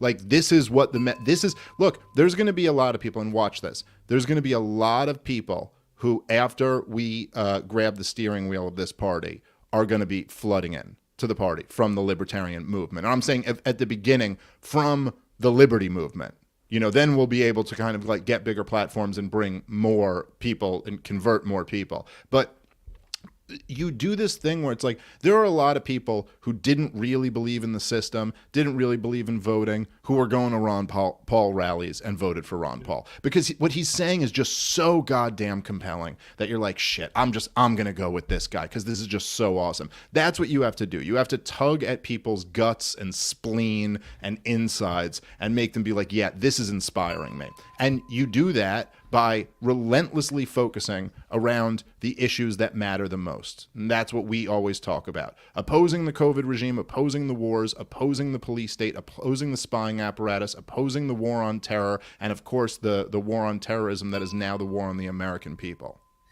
Dave, we are 4 minutes before the end, but we're also only $400 away from that $30,000 goal. Do you want to go another 10, 15? Sure. Let's go till we hit it. Okay.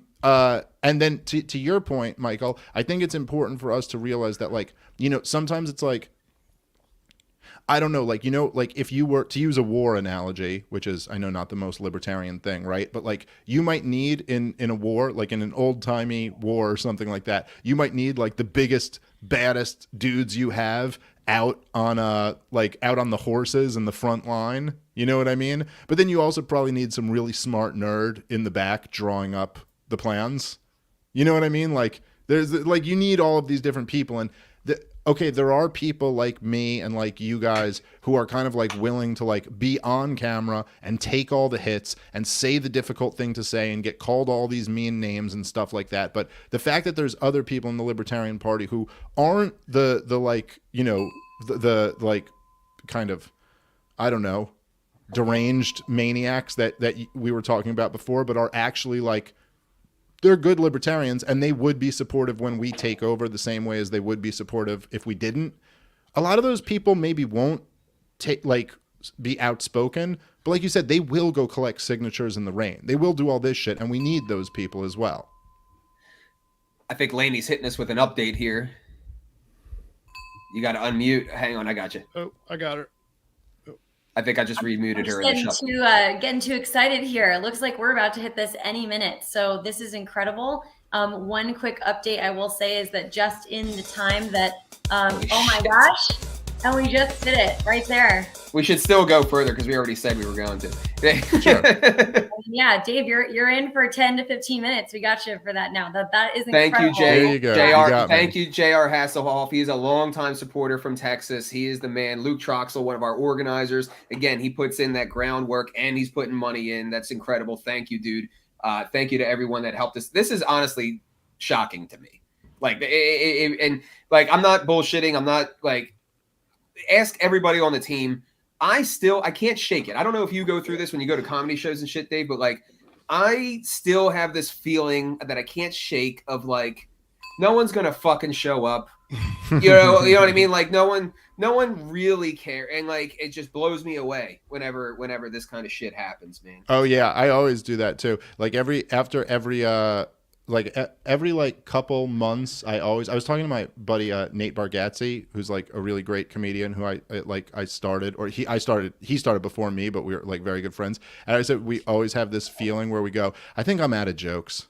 I think that's it. I don't think I'll ever come up with another one. You know what I mean? Like, I don't know. It's like if you just haven't written anything in a month, you're like, I guess I'll just never think of another one. And yeah, I feel that way all the time, man. Just things where you're like, that's probably the last big show I'll ever do. I'll probably never have this again. And but it's I think it's good. I think it's good to like stay humble and be like, appreciate this is really fucking cool what we're doing. We're really lucky to be in the position we are. I'm very I hate when people use the word humbled for something that shouldn't apply to that, but I'm really grateful that like all of the people like work so hard within my camp to kind of allow me to be in the position that I'm in. And I think we should always try to keep that in mind. I'm really grateful for everyone who donated and everyone who's working. This is really what's really cool about the Mises Caucus, and this is a massive team effort. And I've really gotten to see that as I've gone around the country to all these state conventions. And just as I go around the country and do my shows and stuff, I always have Mises Caucus people come out to everything I do now. And it's like, dude, this doesn't work unless everybody is like kind of doing their part and their role. And I'm sure there's a lot of people who are doing roles sometimes that aren't that fun and aren't that like immediately gratifying and rewarding. But if they weren't doing that, then this whole thing doesn't come together. So it's really beautiful in the most like, eye pencil type of beautiful, decentralized way where everybody's doing this thing. No, it's all voluntary. No one's being forced into it. And what there's kind of like this weird thread that keeps all of us together is that we all really believe in this same shit, which is human beings ought to be free. And I don't know how to just say, there's something like, it's godlike how inspiring it's all that is to me. That's what you're getting at. It's the belief is a faith. We have faith in humanity, and liberty unlocks the deepest potential of humanity. And we believe in that, and we have faith in that. And that's a word that I use a lot in this whole game that I don't really hear a lot of other people use, but it really is. It's a faith. Yeah, I'm one of the most black-pilled people I know in general, just about life most of the time. But this has been really healthy for me to see, what we can do. Like when I, first messaged Mike on Facebook almost 4 years ago, I didn't know we were going to get this far. And every time I see somebody else come in and, just it is mind-blowing. And we just need to keep that spirit going, and you need to show up to Reno. I'm always a little worried that something's going to go wrong, but if we all show up, we've got this money. All of our delegates are going to get there who could possibly get there. The sky's the limit. I'm really proud. I'm just amazed that we have this much in the way of resources to help us get this over the goal line. So. And then I want to give one more shout out. Dave, if you said you went back and watched that old Tom episode, and back then, it wasn't as serious. Like everything wasn't as crazy as it is now. So like I had this gnarly beard, and you can kind of track how serious I'm taking things by like bringing that beard down. And my wife really appreciates you guys making this a serious thing for me. Like, yeah. That's good. I've got that's really out. Oh, go ahead, Dave. No, I was going to say that's really what this mission has always been about. It's just trying to help Emily out a little bit. Yeah. All right. So we said we were going to talk about this, and we didn't, and we got 12 minutes left. the future. What happens after the takeover? That's the thing that I know. Again, we have a lot of internal chatter. We know what we're doing after the takeover, and you know, but a lot of other people don't, and that cause them to be a little frightened, you know. And they say, well, they don't have a plan, and what's the plan? Well, first of all, the friggin' party hasn't had a plan for a long time, but you know, I would say our plan is, you know, I guess I'll let the cat out of the bag. Fundamentally, what we're doing is Hoppian. You know, that's always been the strategy and the goal and the core of this, is that we're arranging this organizational apparatus around the country. So like if Mike Rufo and Todd Hagopian and all that stuff, like all of these guys that we've had on here tonight, if we have the ability to elect them once now, and we have the ability to raise money like this, you know, $31,000, somebody hit me with 88 or 78, $31,000, you know, since Friday, and we can get 250 organizers, we're no longer going to be strictly bound by the trappings of democracy to dictate the future of the Libertarian Party. We have an organizational apparatus that can kind of, let's say, guide those democratic results and therefore allow you to implement a longer plan. And that I don't believe has ever been done in the history of the Libertarian Party. I mean, right now the plan is something like, well, I hope we can bitch and moan our way into the presidential debates, you know, and so our plan is to bring people like you, because there was a time when Rothbard was in the movement, in the party. All of the intellectuals were in the movement or in the party, and they were driving it forward. Those days are, well, they're here again now, but they've been gone for a long time. So the idea is that we elevate those voices, infiltrate the culture through the platform, national messaging, and then filter that down into local activity, building local level candidates, running city council races. You know, they want to bitch their way into the debates. I want 5,000 city councilors, you know, and mayors and sheriffs and judges and all this stuff.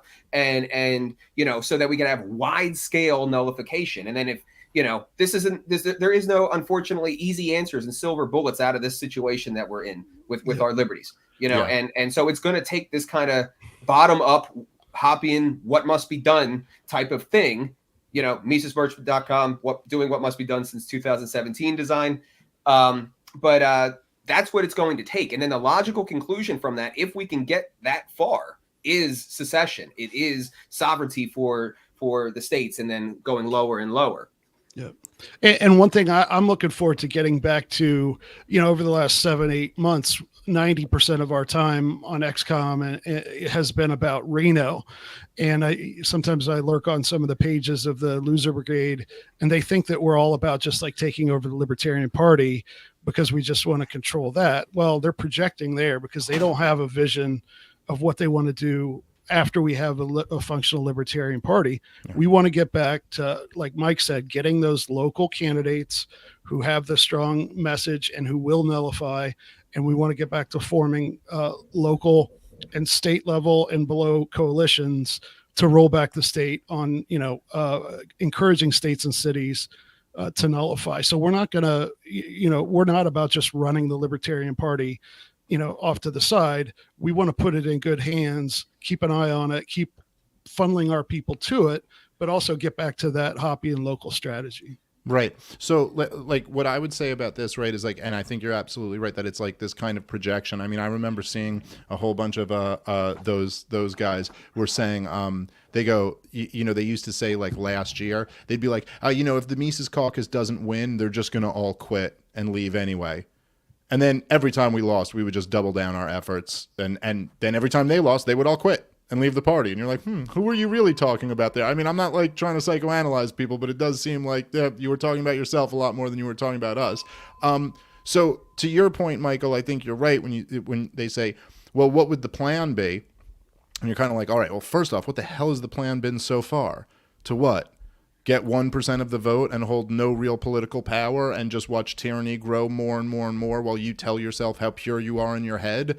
Like, okay, yeah, maybe we shouldn't be so afraid to give up on that plan. Or the party that sits on the most beautiful political philosophy is seen as a joke by everyone, including libertarians. Yet you're worried about switching the plan. Oh, okay, but here's what the plan to me really is that there's we have like a lot of very popular libertarian figures, intellectuals, personalities, things like this, who are very good at introducing these ideas to people, talking to people, persuading people, all of this stuff. I mean, we have people like, like Eric July has like hundreds of thousands of subscribers on his YouTube channel.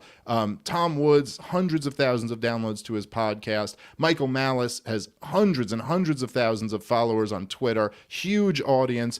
These are people. I mean, there's Maj Touré, and there's like a bunch of other people who I'm gonna forget. I apologize for forgetting to include you in this, but like there's a whole bunch of other people, myself, like a lot of other guys who are like these big. And the Libertarian Party has essentially been run the exact opposite way that every one of these people would say it should be. Like the messaging and the way they do things and how they use their Twitter account, everything, the candidates they put forward, everything has been the exact opposite of what every single libertarian who has a lot of success would suggest that they do. And so the radical, crazy idea that we have is like, maybe we should actually create something that the libertarians who have success at persuading other people would suggest we do. We're going to try to do that, right, from the top level. Like the idea is to put forward the messaging that actually works, which is what we're all talking about with like the Ron Paul revolution stuff. And then have an organized, dedicated base with chapters in every single state across America who's going to flood the local winnable races, so that you have this messaging from up top that's bringing new people in, and then you have this base that's sending them out with a mission of what we can actually do. Exactly. That's essentially, and to your point, the whole time really like attacking the culture in a way that libertarians have just simply never been willing to even attempt to do. To try to say like, oh no, we're actually going to try to alter kind of like the cultural norms more to something that we think is conducive to a libertarian legal order. And so that's our plan. And again, like you said, it's like, okay, it's not perfect. I'm not saying that this is going to like, oh, we'll be in a free country a year from now, but we've got a real shot to make some noise here and do something incredible. And I also think this can involve coalitioning with Republicans and Democrats and people from all over the political aisle on issues that they're good on. I think that there's no reason why we shouldn't be able to like coalition with some like DeSantis Republican on fighting COVID tyranny. And there's no reason why we shouldn't be able to coalition with like an AOC progressive on like decriminalizing drugs or something like that. We can do all of this stuff, and we will do that when we have an inspired base of people who are ready to fucking fight. And right now, this is one of the things that's really been demonstrated over the last year, is that the only group in the Libertarian Party who has that is the Mises Caucus. Yeah. The other people can bitch and moan all they want to and call us whatever names they want to, but it's like, where's your passionate, inspired base? That's why you're losing. Because you don't have, and if you don't have that, you have no chance of success anyway.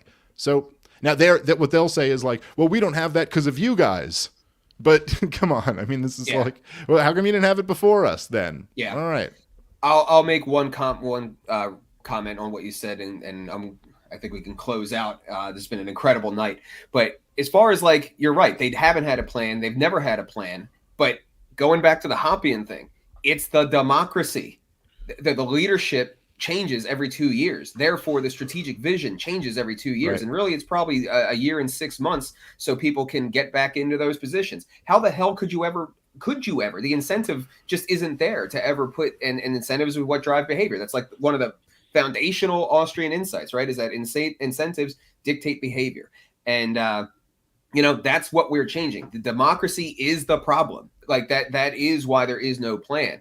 And that's why we're doing this, so that we can organize in such a way to have a 10-year plan, and hopefully in 10 years, I mean, I will say this, the one thing I don't have is like, well, in the 10 years, I want 11,000 city councils. Like, I don't have it that granular yet, but like, that is the goal. The democracy is the problem. We have to sort of privatize the LP and run it like a business, so that you can have business-like results. And that's why these people who are like, you're the leader for life and blah, blah, blah. It's like, which one of these people, A, has ever opened a business? B, if you did open a business, say, the way to really grow this thing is to make it run democratically. That's just obviously the recipe for success. It's never happened, never will happen. It's a foolish idea.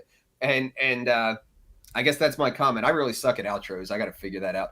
But Well, and before we do wrap up, we do have a couple of really awesome announcements, if that's cool, Mike, just to make sure that we can do that. Well, the first one that I want to acknowledge is that we totally hit our match goal. So as we can see tonight, we didn't just raise that $31,000. We have another $7,000 in pledges. So we blew that 30,000 way out of the water. Amazing job to everyone.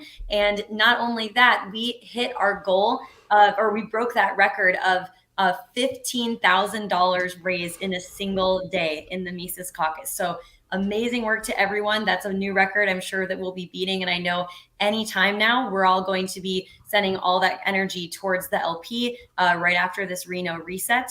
One other quick shout out I would love to give, as Dave mentioned earlier, all of this doesn't happen unless it's a team effort. There's one individual who deserves a very big shout out, and I want to give that to Chase Venters in Texas.